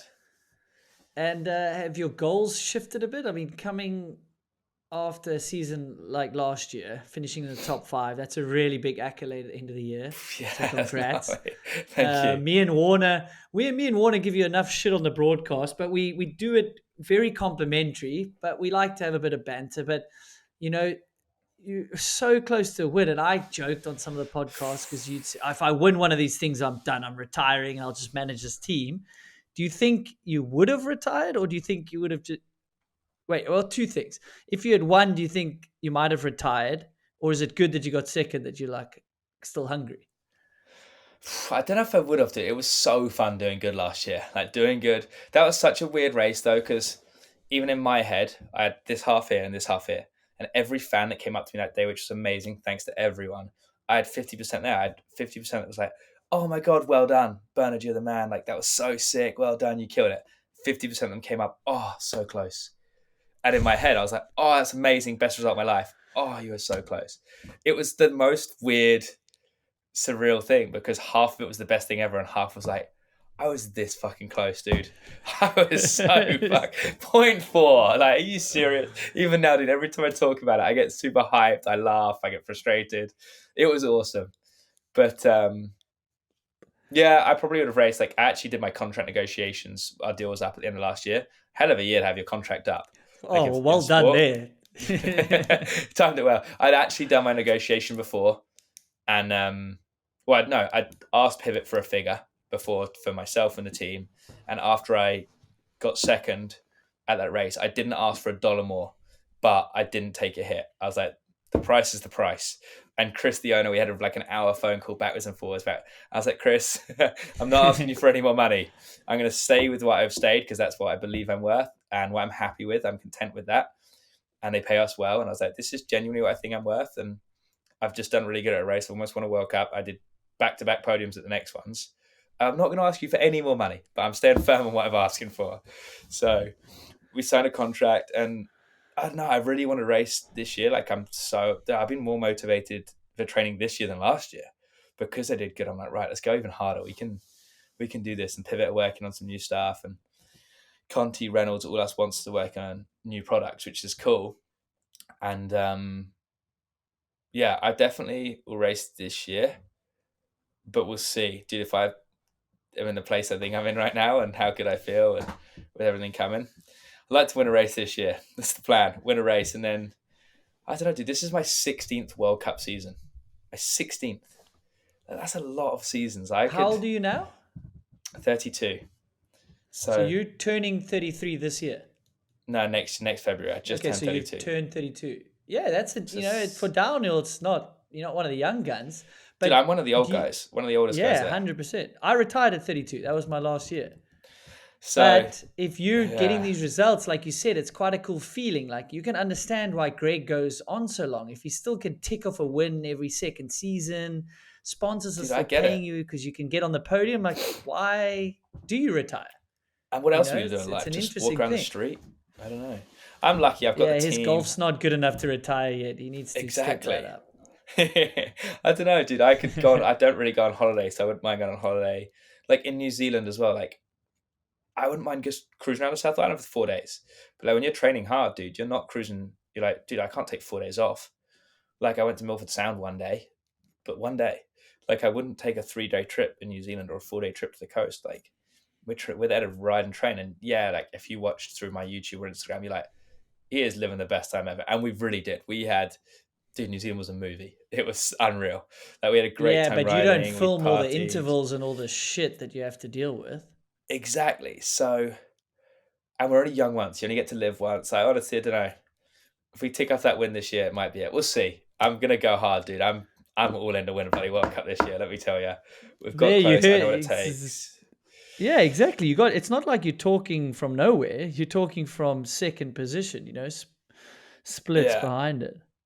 yeah, dude, and like, yeah, fifth in the overall last year, I think was almost better than the second, if I'm honest. Like, getting fifth in the overall is like when people are like, oh yeah, you did one good race, dude. I got fifth. Like, even saying I got fifth in the overall is so gnarly. Like, I'm pretty hyped now. I saw Clay the other day actually in New Zealand, and he came up and said, dude, I just realized. I remember I haven't seen you since. You got fifth in the overall, and like even Clay saying, someone I've looked up to for a long time, it like really drills it home. I was like, dude, thanks, man. Like, yeah, I'm really, really, really proud of that. So. You think Yeah, about we'll those see how we movies go we this year. probably both watch where there's that cool music and they're handing out those glass things and CG's getting his, like you were Dude, one of those guys getting the overall at the end of the movie, right? That we were like, wow, after all that I know. fun I we didn't just get a glass watched. trophy though. I Really? talked, dude. This is funny. Driving to Val d'Isole, I actually stopped on the motorway and I bought 2 Magnum champagne bottles on the way to Val d'Isole for World Cup finals, and I didn't tell anyone. No one knew. I was like, dude, I'm betting on myself this week. I'm gonna buy 2 Magnum champagnes Really? for like No 300 euros, whatever they shit. were, and yeah, took them. I hid them in my van all week in like my camper and put them in the fridge on race day, or the night before race day. I put them in the fridge Who knew in about my it camper. No one besides you? didn't tell a soul. No No, one on didn't the tell team anyone. knew. No, dude, I hid them in like my like That's camper van rad. thing, and I was like, dude, we're gonna need these this week. I don't know, when you're like on, I guess you need that mental confidence, and I don't think I've told anyone else on the podcast yet either. I told a few people, but yeah, I had these 2 huge bottles of champagne in the van. I was like, we're gonna need them this week, and yeah, when you're on that, you're on, and yeah, the fifth in the overall. What was I going to get to? Oh, the crystal trophy, dude. I remember saying to everyone all week, I want that crystal trophy, like that big one you're talking about. And I did get a trophy in the end. It was unreal when I got it, but it was like these little wooden ones this year. It's cool. It's downstairs somewhere. But Dude, I gotta I show was you something. so gutted when it wasn't the crystal one. There's something with Bulbasaur. Do you want to know what this stupid thing is? You used to guys get those on the podium, didn't you, as a trophy? My first podium is a stupid fluffy toy. That was a joke, eh? Oh. Anyway, That's funny. But yeah, dude, I got it's a that cool wooden trophy which says fifth on it, but I didn't get the crystal thing, and I was so hyped that I wanted the crystal. And even when I got fifth, I was like, yes, I'm getting my crystal trophy. Because they've always had those like glass ones for ages, like you say, until last year. They've had them until last year, and I was like, but it's all good. I can't win them all, eh? Can't win them all, I think mate. Can't that's win them all. I think that's awesome. You bet on yourself. You're like, well, maybe you were like, well, even if I don't do it, I'll just drown my sorrows in this champagne. Nah, dude, But I I was think so that's mad at World wicked. Champs, so I like knew I could do good there. Yeah, yeah, it was pretty funny. I was stoked because I like no one knew, and then I can't remember who went to the get one. It might have been Cole Lucas or someone. I was like, oh, can someone get the scooter to go to the van? Because the van was back at the house. It was like 2 k's away. And oh, what do you need to get? I was like, oh, there's 2 bottles of champagne in the fridge. Like, run back and get them. And everyone was like, yo, it was pretty sick. Dude, that's wicked, man. And the after party that night, that sounded a bit rough. Yeah, dude, it was good. Or Yeah, the Loic pit and everyone went party. hard, and yeah, it was a good one, that's for sure. It was a pretty nice driving out the next day from there. Just like we're chilling. Not bad from a guy from England with barely any mountains. Dude, I know. I'm moving to the mountains hopefully soon. I'm moving to Wales because I've realised the riding on the Are Surrey you? Hills actually sucks. Yeah, I'm gonna move up to the Athens I town. I hope Odub and Bren don't hear that. You'll be Dude, barred they from the know. Surrey Hills. Dude, I'm happy to be Barb. When you think about it, like where you're from, you always think's great. And I'm so lucky I've got to travel, go to all these places where mountain biking is actually good. And mountain biking here, especially, I ride 6 times a week, 5, 6 times a week. 50% of the time I ride on my own because Brendan are either busy or doing something else. And we ride the same tracks over and over and over. And we've been doing it so long now, there's very little loam here. The good thing about Hmm. Surrey Hills was loam. The loam's gone, dude. We're running rocks. There's a few loam tracks, but I give Ollie and Brent shit about this. They know, dude, the tracks are 20 seconds long. It's fun when you're with a big group of your mates. I have a great day out with my mates. But Yeah. the mountain biking is pretty average. It's fun with your mates. The mountain biking riding, it's below par, let's be honest. We can all lie about it and pretend it's the best thing ever, but we're lying to ourselves now. Yeah, but that shows like mountain biking is also really important, like your crew that you ride with, because you can make what now you Dude, you can feel is an make average trail. Like, oh, it's amazing out here. Dude, you'd rather ride the worst trail in the world with 20 great mates than the best trail in the world on your own, right? Like most Yeah, of the time. So, but yeah, I'm going to move up to Dovey where the Athens live. I'm just buying a house there at the minute. I can train way better honestly, there. Yeah, I'm going up tomorrow, hopefully, to get some keys maybe or next week. And yeah, we drive to Wales at least twice a month, maybe 3 times before the season now. It's 5 hours each way. The only reason I live where I live is because it's close to London. We never go to London anymore. Everyone's got kids or we don't like partying, or so we live in a really expensive area where the mountain biking's pretty average. The traffic is terrible. Like for me to go ride anywhere I drive to go ride is 20 minutes each way minimum. So I drive really far. The tracks are average. Or I could live in the mountains in Wales where it's really cheap to live. Most people there love being outdoors, whether it's hiking, the beach, mountain biking.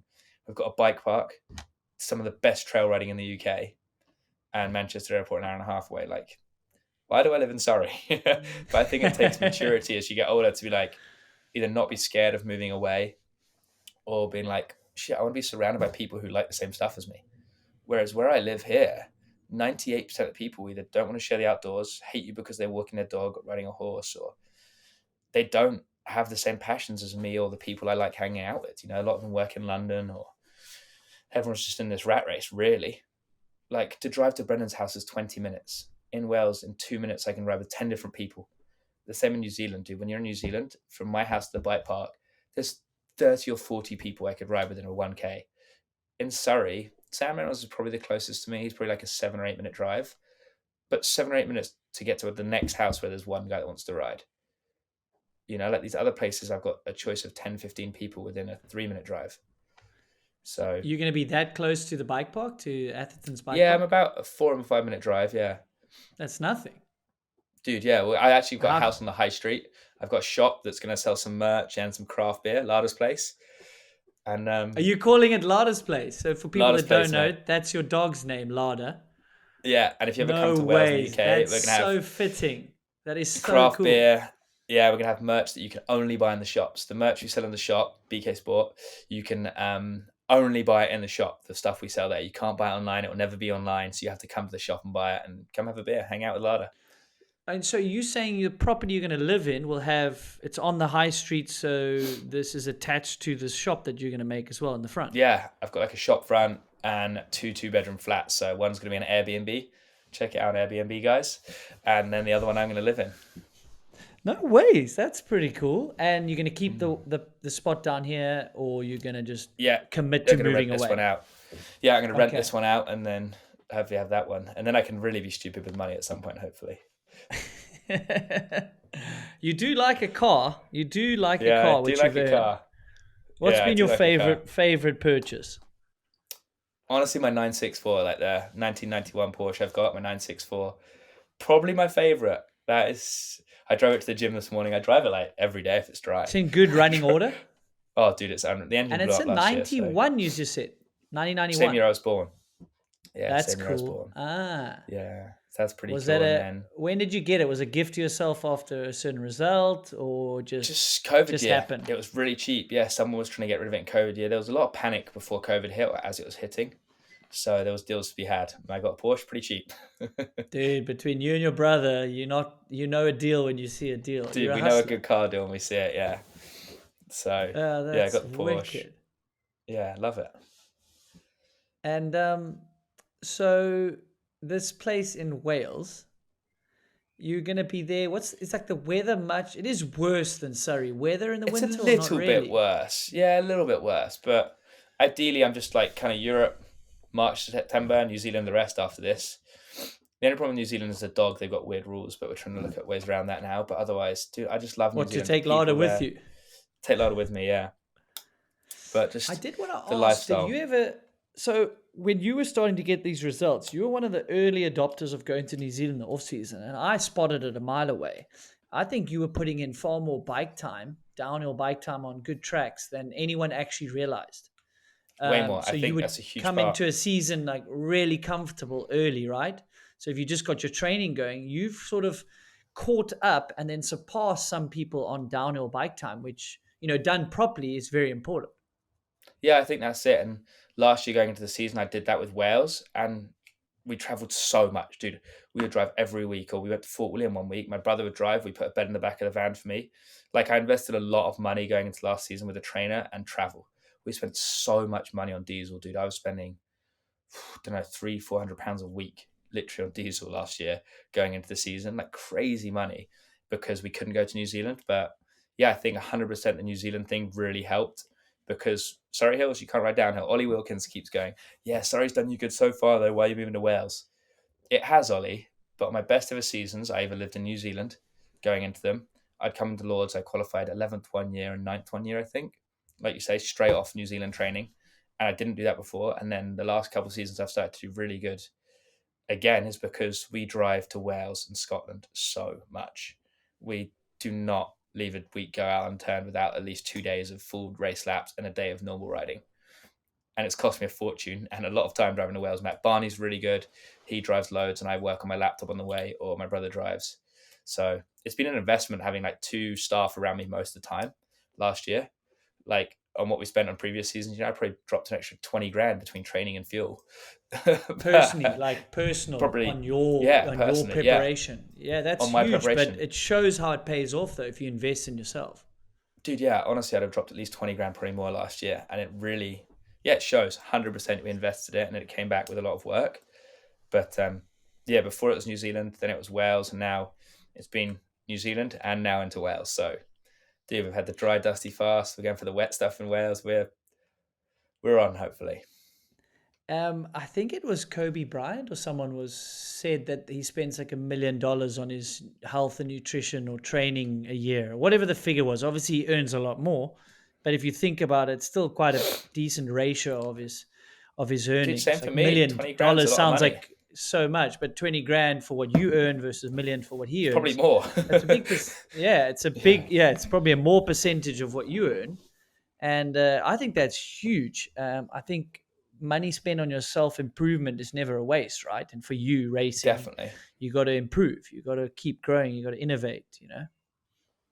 Yeah, I think 100%. So that's what we're trying to do. I'm buying a house in Wales and moving there. So go there for the next couple of days, Oh then off to shucks, fox you can't testing. you can't retire after one year. Then you got to prove this Wales purchase right. I know, So we got hey? to Well, I see you mean, in dude. 2024, 2024, Maybe. 2025. Dude, if we win the overall, what did I say I'm going to do if I win it? I said, if I'm leading the overall going to St. Anne, we're going to fly the team in a private jet there from Snowshoe. And then I'll probably do the next year as well. So you heard it here first. If we're leading the overall going into St. Anne, we'll arrive by private jet. Where is it leaving from? I want to be in this flight Either from Heathrow. DC or I think, no, from D because we're in Snowshoe the week before. So it'll be either Okay. DC or there might be a closer airport. We're not that rich. I was like, oh, where are we going from? I No, wanna see but this plane ride. yeah, if we're leading the overall, going to St. Anne, we'll fly in a private jet there. You got to do some Mr. Beast stuff and like invite a fan on the plane or give away a ticket. Yeah, have you seen what Yeah, I've only that'd be pretty just cool. heard of this guy? Like I don't follow it enough, but you could start doing that stuff. Yeah, exactly. Something cool, dude. We've got some really cool ideas this year to do some ride days with people and some cool merch ideas for the races and stuff. And yeah, try and involve everyone more because yeah, the response we have with the merch has been unreal. Like the fans now, like through YouTube is like I never would have guessed. I got good late. My first podium I was 25. I'm not like Loic or Troy or Danny that's been winning races from 18. So I've never really had loads of fans. So it's real new to me and late. But the response has been unreal with the merch and all the fans. So really appreciate it. Thanks everyone. And yeah, we are gonna do some cool stuff like that this year. When did that come about? Like how talk to me a bit about the merch. I see you've been pushing it, looks cool, looks fun, you're having a good time with it.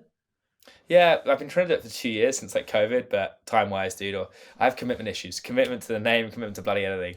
So we just didn't really know. I had a real good name. I lost a fucking bit of paper with it on, and then I was going to do BK Global. Then I, not that I wear fancy clothes, but if I ever bought a piece of clothing that was nice, I'd get Ralph Lauren, and they do like polo sport stuff. They do funny teddy bears or like weird shit on it. They have cool designs, honestly.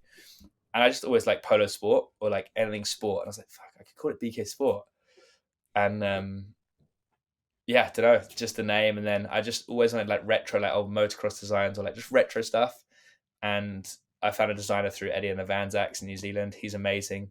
Comes up with the designs, works with me. I'm like, oh, can we change this or change that? And he's real good. And then I don't know, I just like the limited drops. It's just, I'm sure we could probably make more money if we like had more stock, because I always get messages after it sells out for people trying to buy it. But I don't know, I just like the way it is. I like that it's limited. And like I said, we're going to have stuff in Wales that you can only buy in the shop. So when people come to the bike park, they can buy it and hopefully meet Lada and stuff, which will be cool. But yeah, I'm just hyped on it. Like cool stuff I wanted to wear, cool casual. Like all our sponsors do some casual, but some of it's not really our style.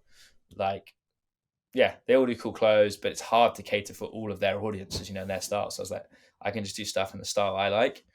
And we'll wear pivot t-shirts now and again, Liat now and again, casual. But I don't know, I like my stuff as well. I think that's cool, and you kind of keep it a bit exclusive if you're doing these limited drops. Then people are like, oh, I got to buy, or I'm going to miss out. And then you make a new one. So it's been worthwhile, like monetary wise. Like Oh yeah, it's dude. Yeah, been it does really well. To easily be honest, there, worthwhile just to do it. easily worthwhile. Yeah, it does That's well. wicked. Yeah, he's like smiling here. If it's just audio that you see this on, he's grinning from ear to ear. But that's great. Yeah, no, I'm That's stoked. No, it's something done really you well. earned. You know, you build a brand and then launch something and then push it. And then where do you get it made? In England, and you find someone that Yeah, it makes comes like the these blanks limited are a Kiwi runs. company, and then I just found the first place in London I called. It was two guys. It's super small and like an old warehouse from like looks like an old school movie, dude. It's super cool, like print house, and it's just these two guys that do it. We do the order, we pick it up on let's say a Wednesday, we sell it on the weekend, it ships on a Monday. We have the stock for less than a week, so it's dialed. Really? So it's And like I did drop the first shipping. ship. They call it almost. Eh? No, drop shipping is when someone does it for you, but we're just efficient. Oh, I okay. don't want I to keep just the thought it's stock. like you don't own this. You almost don't own the stock though. You kind of like, I have to pay for it probably 2 weeks before we get it. So I pay for it for 2 weeks before, have it for a week or less than a week, and then it ships out. But yeah, it's just dude, I just have that's a wicked. dialed business plan of how I want to do it. And Bard, like my little brother, he does all Well, the clearly shipping you now. do. So Oh, yeah, really? just You've all brought goes in him a in. day. Yeah, he gets paid to do the shipping for a day. He That's gets a bonus if he does it in a day. If it takes 2 days, he gets less. So it will get shipped in a there you day. go, dude. Outsourcing your work, man. Yeah, it's good, dude. Mum does all the packaging order, Bud ships, and then, dude, it's crazy quick. We got a good DHL account. Like, if you buy in Europe, you get next day anywhere in Europe, as long as they don't lose it from England. Like, we next day to Italy or Germany from England. Shit, that's And then wicked.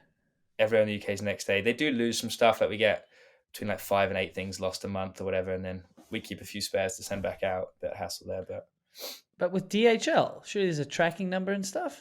or they say it's damaged and they don't deliver it. DHL's really good. It's this one in the UK called Every, like Hermes. They lose stuff or damage it, they reckon. DHL, I Uh, think we've only had one lost.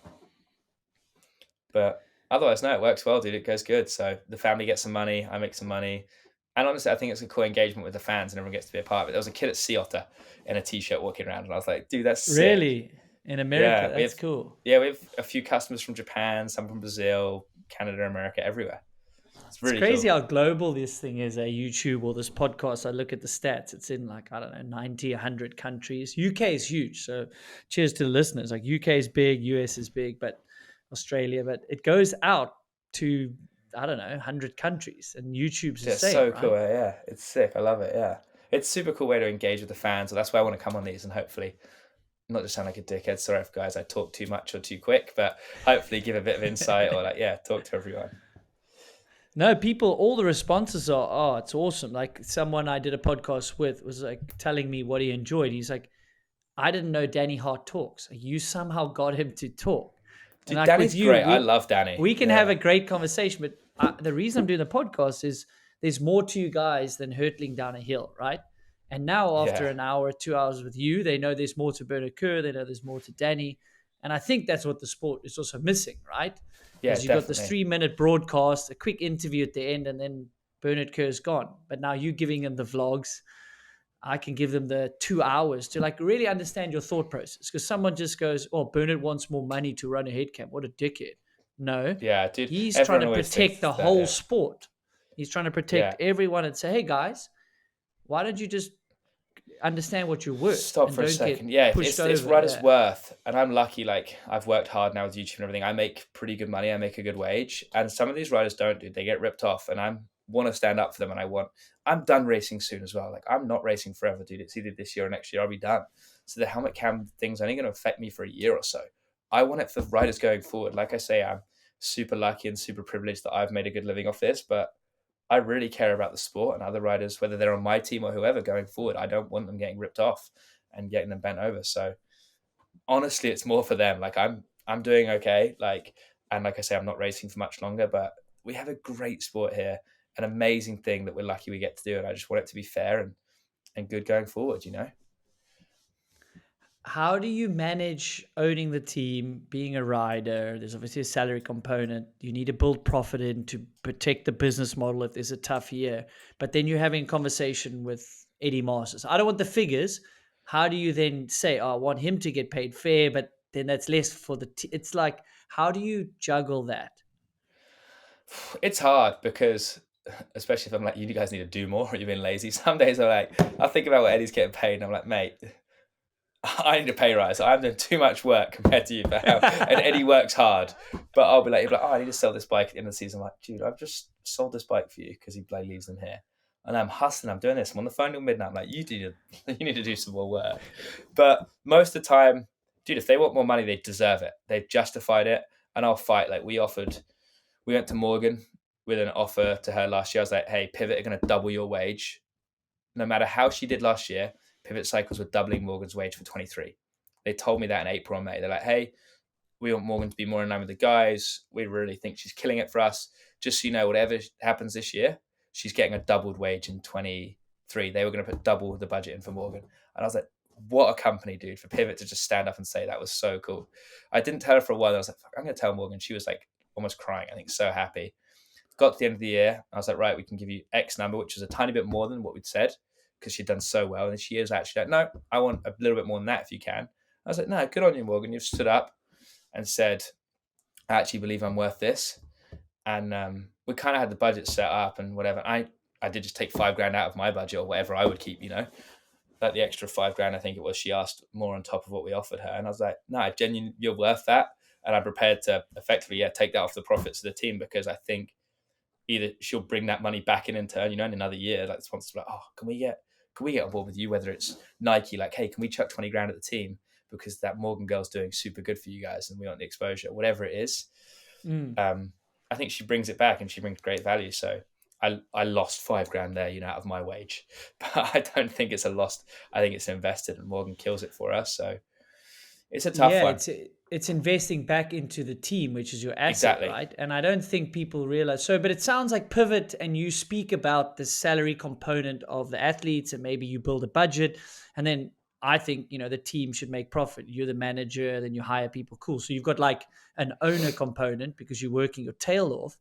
But then you're saying, cool, some years the owner component doesn't do well. It's like reinvesting in a business.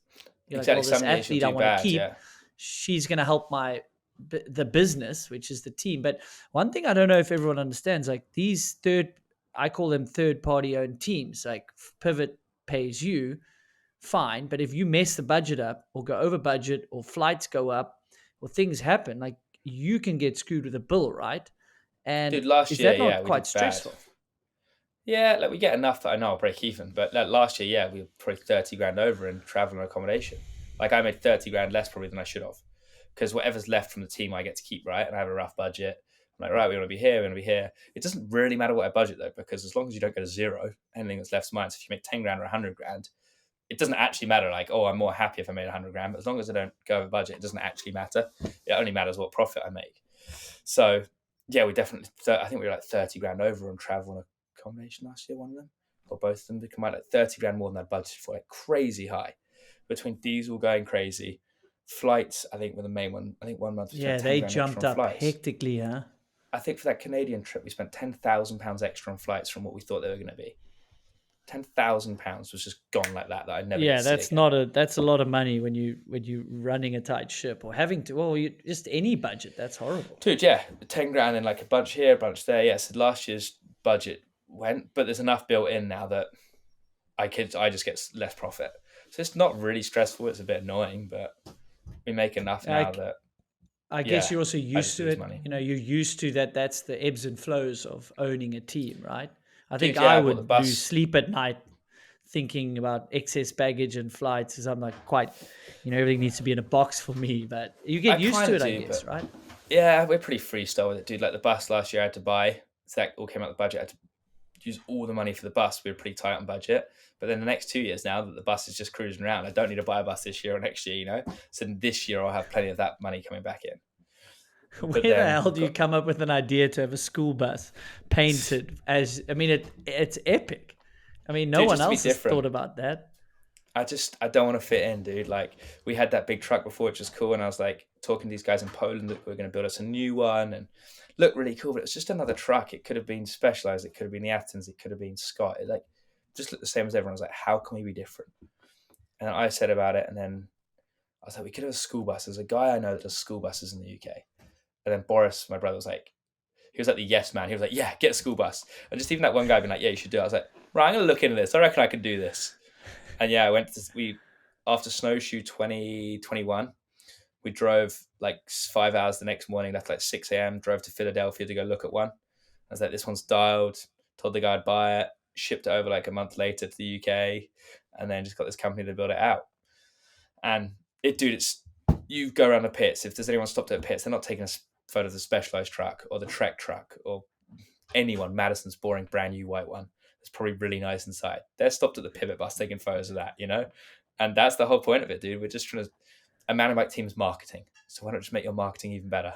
Like, just be better at marketing. So that's just all we really tried to do there, and it's more fun. It's cool. We just love it. Yeah, no, I think it sounds. I mean, you're super proud of it. Are there what else, like reflecting back, are you super proud of or stands out of your career till now? Like, obviously, there's still years to go. Don't know. The bus is a cool one. Buying the first truck was rad. Um, don't know, dude. We had a caravan to a bloody $100,000 bus. Like, I don't know. There's some way to cover the caravan was 350 quid. Like, just that stuff, dude. Fifth in the overall was probably the best thing ever. Yeah. Don't know. It's a hard one. What All of it. the I got asked this, and I'll pass it on. When did you realize that you'd made it, like that you were a professional rider, or you could make Dude, this a thing, I like think this winter, like that you were comfortable? I think What are you honestly, New talking about? Zealand, I That's hadn't last really year. I'm thought talking about it. about what, that you're a pro rider. Honestly, we stopped in New Zealand one day. I think I was with George or someone. And like, we went to New Zealand in 2000, I can't remember the year, I say 2012. It was the first year I lived in Queenstown. And we were in this house. It was me, George, Reese Potter, Vera Sandler, Jamie Lau. That was it. And that was the first year, like, right, we're here, we're going to train, we're going to become mountain bike pros. And I was almost there. I went there that year and I was like, I might have to work a normal job. Dude, we had a dinner. We talked about this. It was a dinner, actually. I talked about this in New Zealand. My rent was $80 a week or 85 a week. It was £40 a week rent. And I was like, might have to work a normal job here. I'm not sure. I might not make it by if I don't work a normal job. And I was like, no, I can scrape by here. And that was the year we all got to Queenstown for the first ever time. Eddie stayed with us a little bit. A few people did. And we were like, right, we're gonna go at this. We're gonna make it work. Stevie Smith was there that year. Like a bunch of people. And we were like, dude, I would listen to the Glitch Mob, the GoPro, like Hero 2 or whatever to come out. And it was the Glitch Mob song. What was it? I can't remember. I'd look out my window, do my emails, and the Glitch Mob and some other these songs. I was like, dude, I'm gonna be a pro. Like, we're going this. Or I was like, I'm almost a pro now. I remember thinking like, I'm so close. Let's go hard at this. And then this off season, we were all at dinner. And I was like, dude, we like came to Queenstown to try and be pro. We're pros now. Like, I honestly thought about it. We did this, like, I did a 100K dinner. Like, when I hit 100K on YouTube, I took 18 people out to dinner to say thank you because they read it in my videos. They've helped me. Like, YouTube didn't get to 100K without Eddie and Matt and Morgan and Jenna. Like, I didn't get there on my own. So I took everyone out to dinner to say thanks. And I said this at dinner. I was like, nah, it's kind of crazy. Like, genuinely thank you to everyone. And like, we're kind of there now. The only weird thing is it's not sad. It's not like, fuck, now what? Like, you work your whole life for this career, dude. You're like trying to be a pro, trying to be a pro, trying to be a racer. Like, I have to make this work. Shit, I've kind of made it work now. Now that you're almost like, now what? Not like depressing that you're like, shit, I've kind of ticked that off now. Like, I haven't won a race, but like I've ticked off becoming a pro. Like, it was honestly this summer in New Zealand. I was like, well, I've kind of made this work now. Like, I had really had a moment. I was like, yeah, I'd say literally this last January, February, I realized. Shit, only then. I mean, you've been a pro for Kinda, many a yeah. years. Like maybe the first time you get a top 10 or a podium, you could say, huh, I think I belong here. But you've I didn't waited. really realize. You didn't want to believe it till like last year. I always say it's a scam, dude. I'm like, any minute someone's going to phone me. I'm like, you're not a pro anymore. Can we have all your money I back? know. I've The whole honestly, thing I worry feels about like a that. scam. I Dude, I know. worry about that so much. I'm like, this is too good. To try retiring and then you do different things in the industry, I'm like, someone's going to pull the rug out. I'm still getting to ride my bike. I'm still getting to talk to you crazy guys. I was riding Darkfest. I've got a few gray hairs and I'm like, I guess this is going for another few years. I spoke to Hans Ray. He's 57, right? And Dude, you can killing say it. you can say what you want about Hans Ray.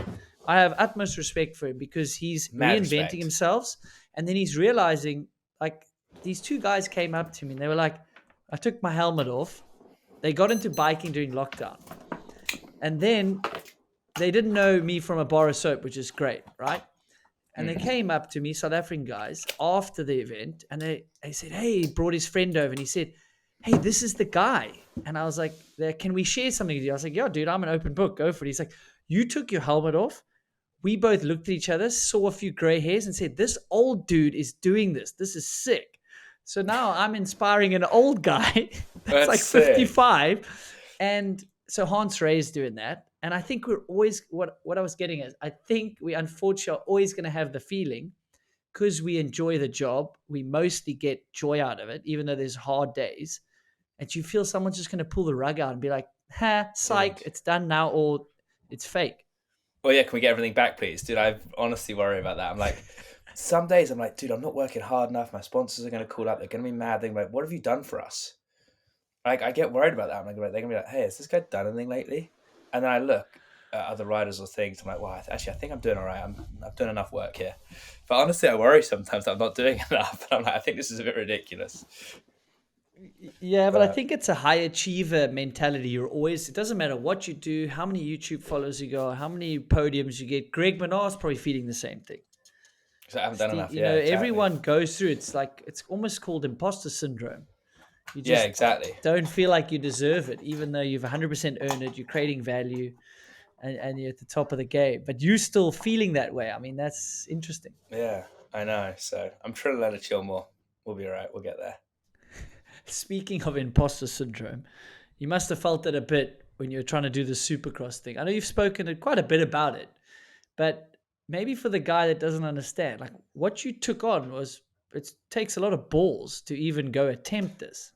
When you were Yeah, I trying to didn't really make think a about it too much. Supercross night Yeah. event, or what was the goal? I just wanted to, the bet was I had to roll around a stadium, but I wanted to make the night show. I realistically probably wouldn't have made it that year. It was a really hard year. Like, there's been 5 easier years since, way easier years since. But yeah, I just wanted to make a night show. I could ride a track in the end. I wasn't great, but I could make it around a track. So, today it was really ambitious. It cost a shit ton of money for it just to be turned down at the end. Like, bunch of political stuff. It's too hard to even explain, but I did have a license. People think I didn't. I 100% had an FIM license. But yeah, it was super random in the end. But maybe one day, dude, that would be like a cool thing when I've got more time. We were so rushed because of the end of the race season and then this and that.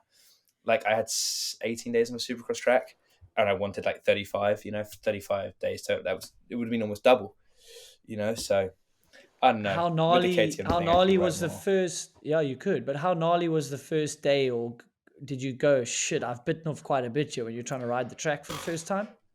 When we got to America, dude, the first day I rode in America, Jeremy McGrath was stood there with Ryan Villapoto and someone else that started the track, and I was like, Oh I my don't want to ride goodness! around here, dude. I'm at the Kawasaki test track. Like, what am I doing here?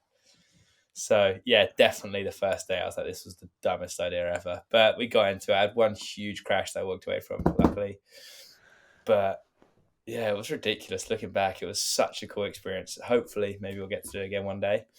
but Those definitely a guys were gnarly at the thing. track on the first day, and you had to ride in front of them.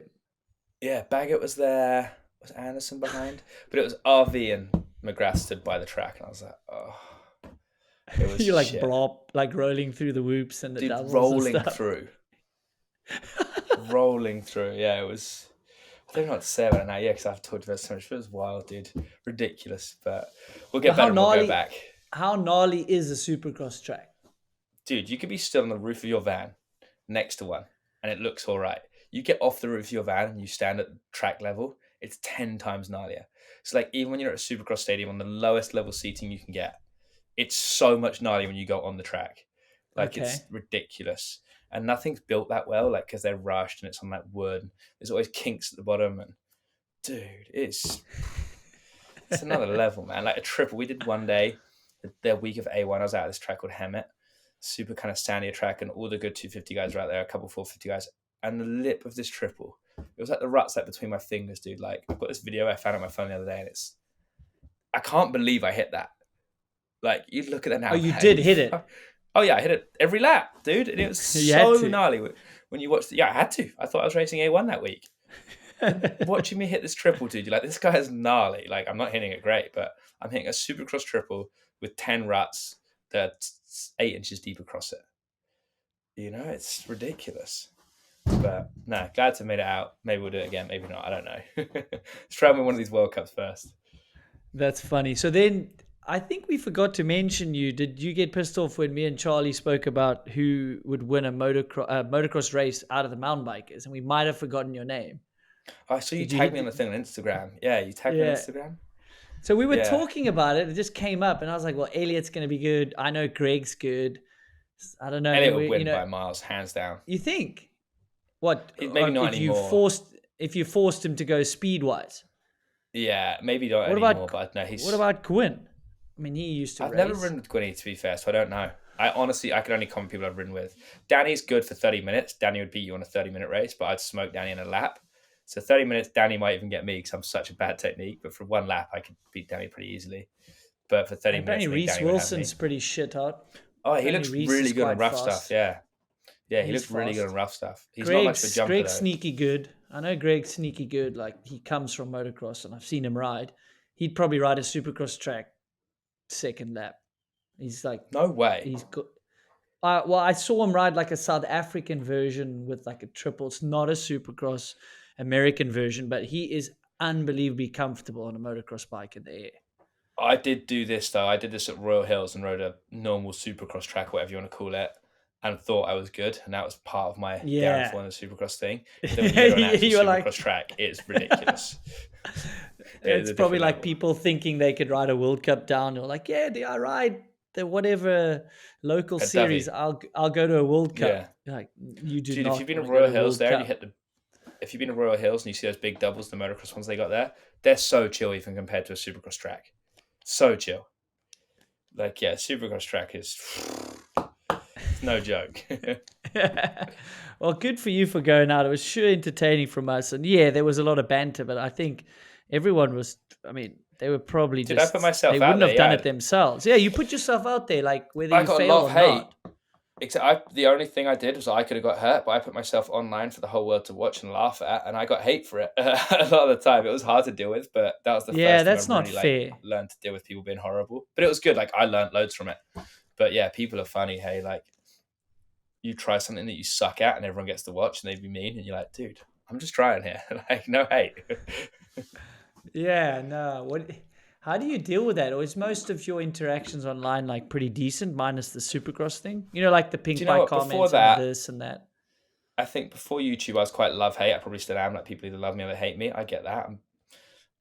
I'm quite outspoken. I chat a lot of shit. I talk too quick, too fast. I think sometimes I'm really happy or confident and people think it's cocky.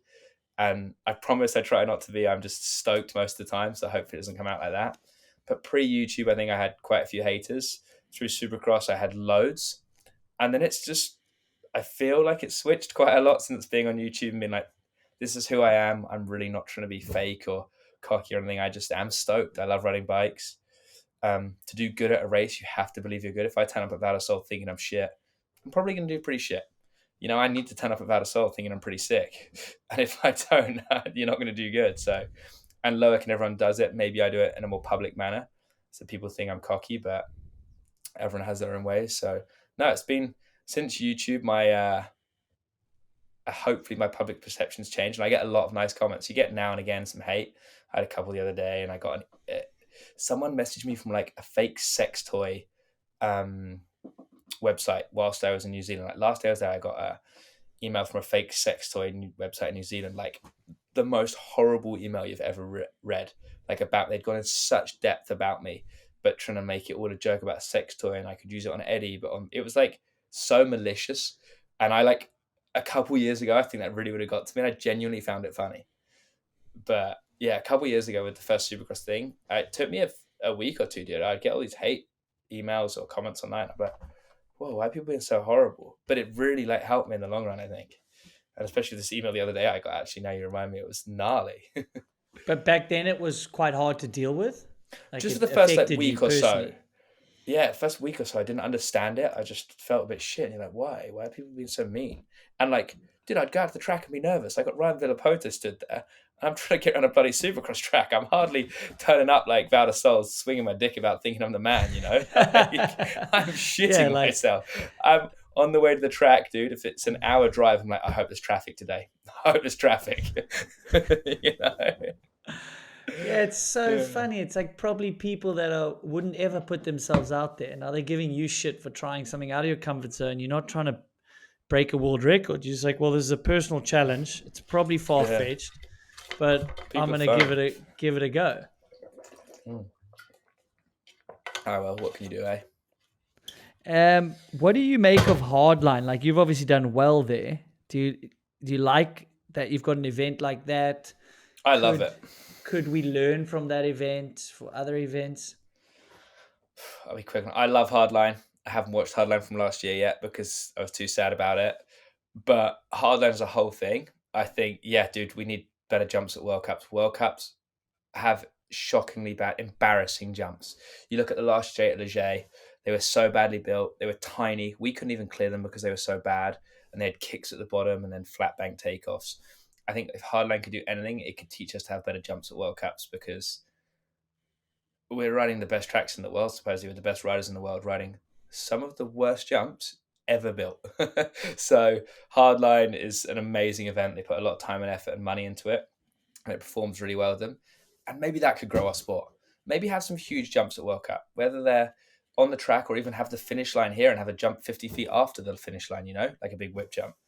I think if anything from Hardline, what we could take from that is that brings in a huge crowd to watch. It's like Red Bull's biggest event online now. I think it might have gone past Rampage. So let's take that knowledge and take that to World Cups, the best racing. Now with some good jumps, like people love jumps. People love a spectacle. So I think Hardline's great for that. Yeah, I mean, just from seeing Darkfest, if they're built correctly, they can be big. They obviously have consequences, but they're safe. They're built so well. If you get the right people to build it, or like you say, build one or two after the finish line, after the beam. That would be cool to bring that to the public and bring it to a broadcast, right? Because you can make it safe. Dude, you can make it safe, and they don't need to be as big as Hardline, but let's just get the World Cup jumps better. They're dreadful. They're terrible. Half-Yell had a good home straight, or a good first straight. A few years ago, that cool gap in the bounce. Yeah, and that was safe as hell and looked good. Oh my God, so cool. Most of our tracks have the worst jumps and not world level worthy at all. So that's so that's funny. what Hardline should do for us. The World Cup of mountain biking and have the worst jumps. Like that's quite a fair statement. Dude, dreadful. Well, the top of Val Nord, I mean, it wasn't really jumps. It's more like drops and berms, right? Yeah, they're pretty what was average that like? as well, dude. Pretty average. Pretty average. Oh, shit. They tried, though. Well, They tried to do something which is cool. Yeah, I know you are a crazy busy man, so I actually don't want to keep you for too long, but I do want to just say, what does the future hold for Bernard Kerr, BK Sport, and the team? What can we see from the team, and what else are we looking out for? Future holds some good things, dude. I really want the team to win a World Cup. That's a huge goal of mine since I started that. I want to win the team World Cup, like the best team of the day. We've won it in Enduro many times now. It's really cool. I've been a part of that as well there. And that I'm really proud of that, actually, like the team winning the Enduro overall. So hopefully the future holds the team winning a downhill World Cup. That would be awesome. Jenna, Jake, everyone going on to kill it. I'm going to win a World Cup, mate. We're going to make it happen. We've got some new things coming, and we're really going to go hard at that. And then just enjoying the sport of mountain biking, seeing more people. I want to do more interactions with people, and hopefully, as BK Sport grows, it's like a brand on its own. Hopefully, we can do some ride days, and I don't know, some cool way to integrate that with the sport and fans, and hopefully in Wales with the new shop. So just like more, not giving back, but yeah, I guess like to younger riders, and I just want to do cool things. Not like Sea Otter's cool, dude, but we're just kind of networking and chatting and this and business. How about we just hang out and ride? Like more like, yeah, it's very cool, like wholesome, like let's all go to Wales and camp in a field and do a cool event. I don't know. Yeah, So maybe a I want to do BK some cool ride events, day, yeah. BK Sport ride day or something, right? Or a 2 day Yeah, I want thing to where do a you can ride actually get day to and know some people. exactly. I want to do an event one day. Like I've got this cool idea for an event, like how we can live stream the whole track, like a 20-second kind of track race thing with the best guys in the world with huge prize money, whether BK Sports sponsors it or Red Bull one day or someone. So got some cool ideas there in the pipeline, and yeah, just some cool stuff, man. Just to, like enjoy the sport more with more people. I think it's I kind of got what we're a I got after. an idea and a potential venue for some top riders and a little bit different version of a downhill race. So I'll share it on offline. Maybe you could be the first All pro right. rider to say yes to it. But we'll keep it a secret. But I'll link to all these things in the show notes, like his BK Sport. But otherwise, they just need to hit you up on YouTube. Give us that handle, and obviously Insta is probably the best. Yeah, YouTube, Insta, and then bksport.co.uk is the website. And yes, once every month, once every 6 weeks, we go live with a drop, but we post loads about it. Put your email into the website. You'll get an email when we're going live 3 days before and on the day of. And come to Wales, ride the Athens Bike Park. Dan and Rach and G and everyone that's put the money and time into that have created an amazing place. So good that I'm moving there. That's how good they've done there. So mad respect to the Atherton family as a whole family and Dan, the amount of hours he puts up there on a digger. So they've created something truly great. So swing by and say hi. Well, wicked, Bernard. I know we talk fast, both of us, and now at least the listener can understand you come from a good place for the best of the sport. So thanks again for all your Hopefully. time. So listeners, you know what to do. If you like this episode, share it with a friend and follow the show so you don't miss out. I get all those reviews. I read all the direct messages. So peace until next one.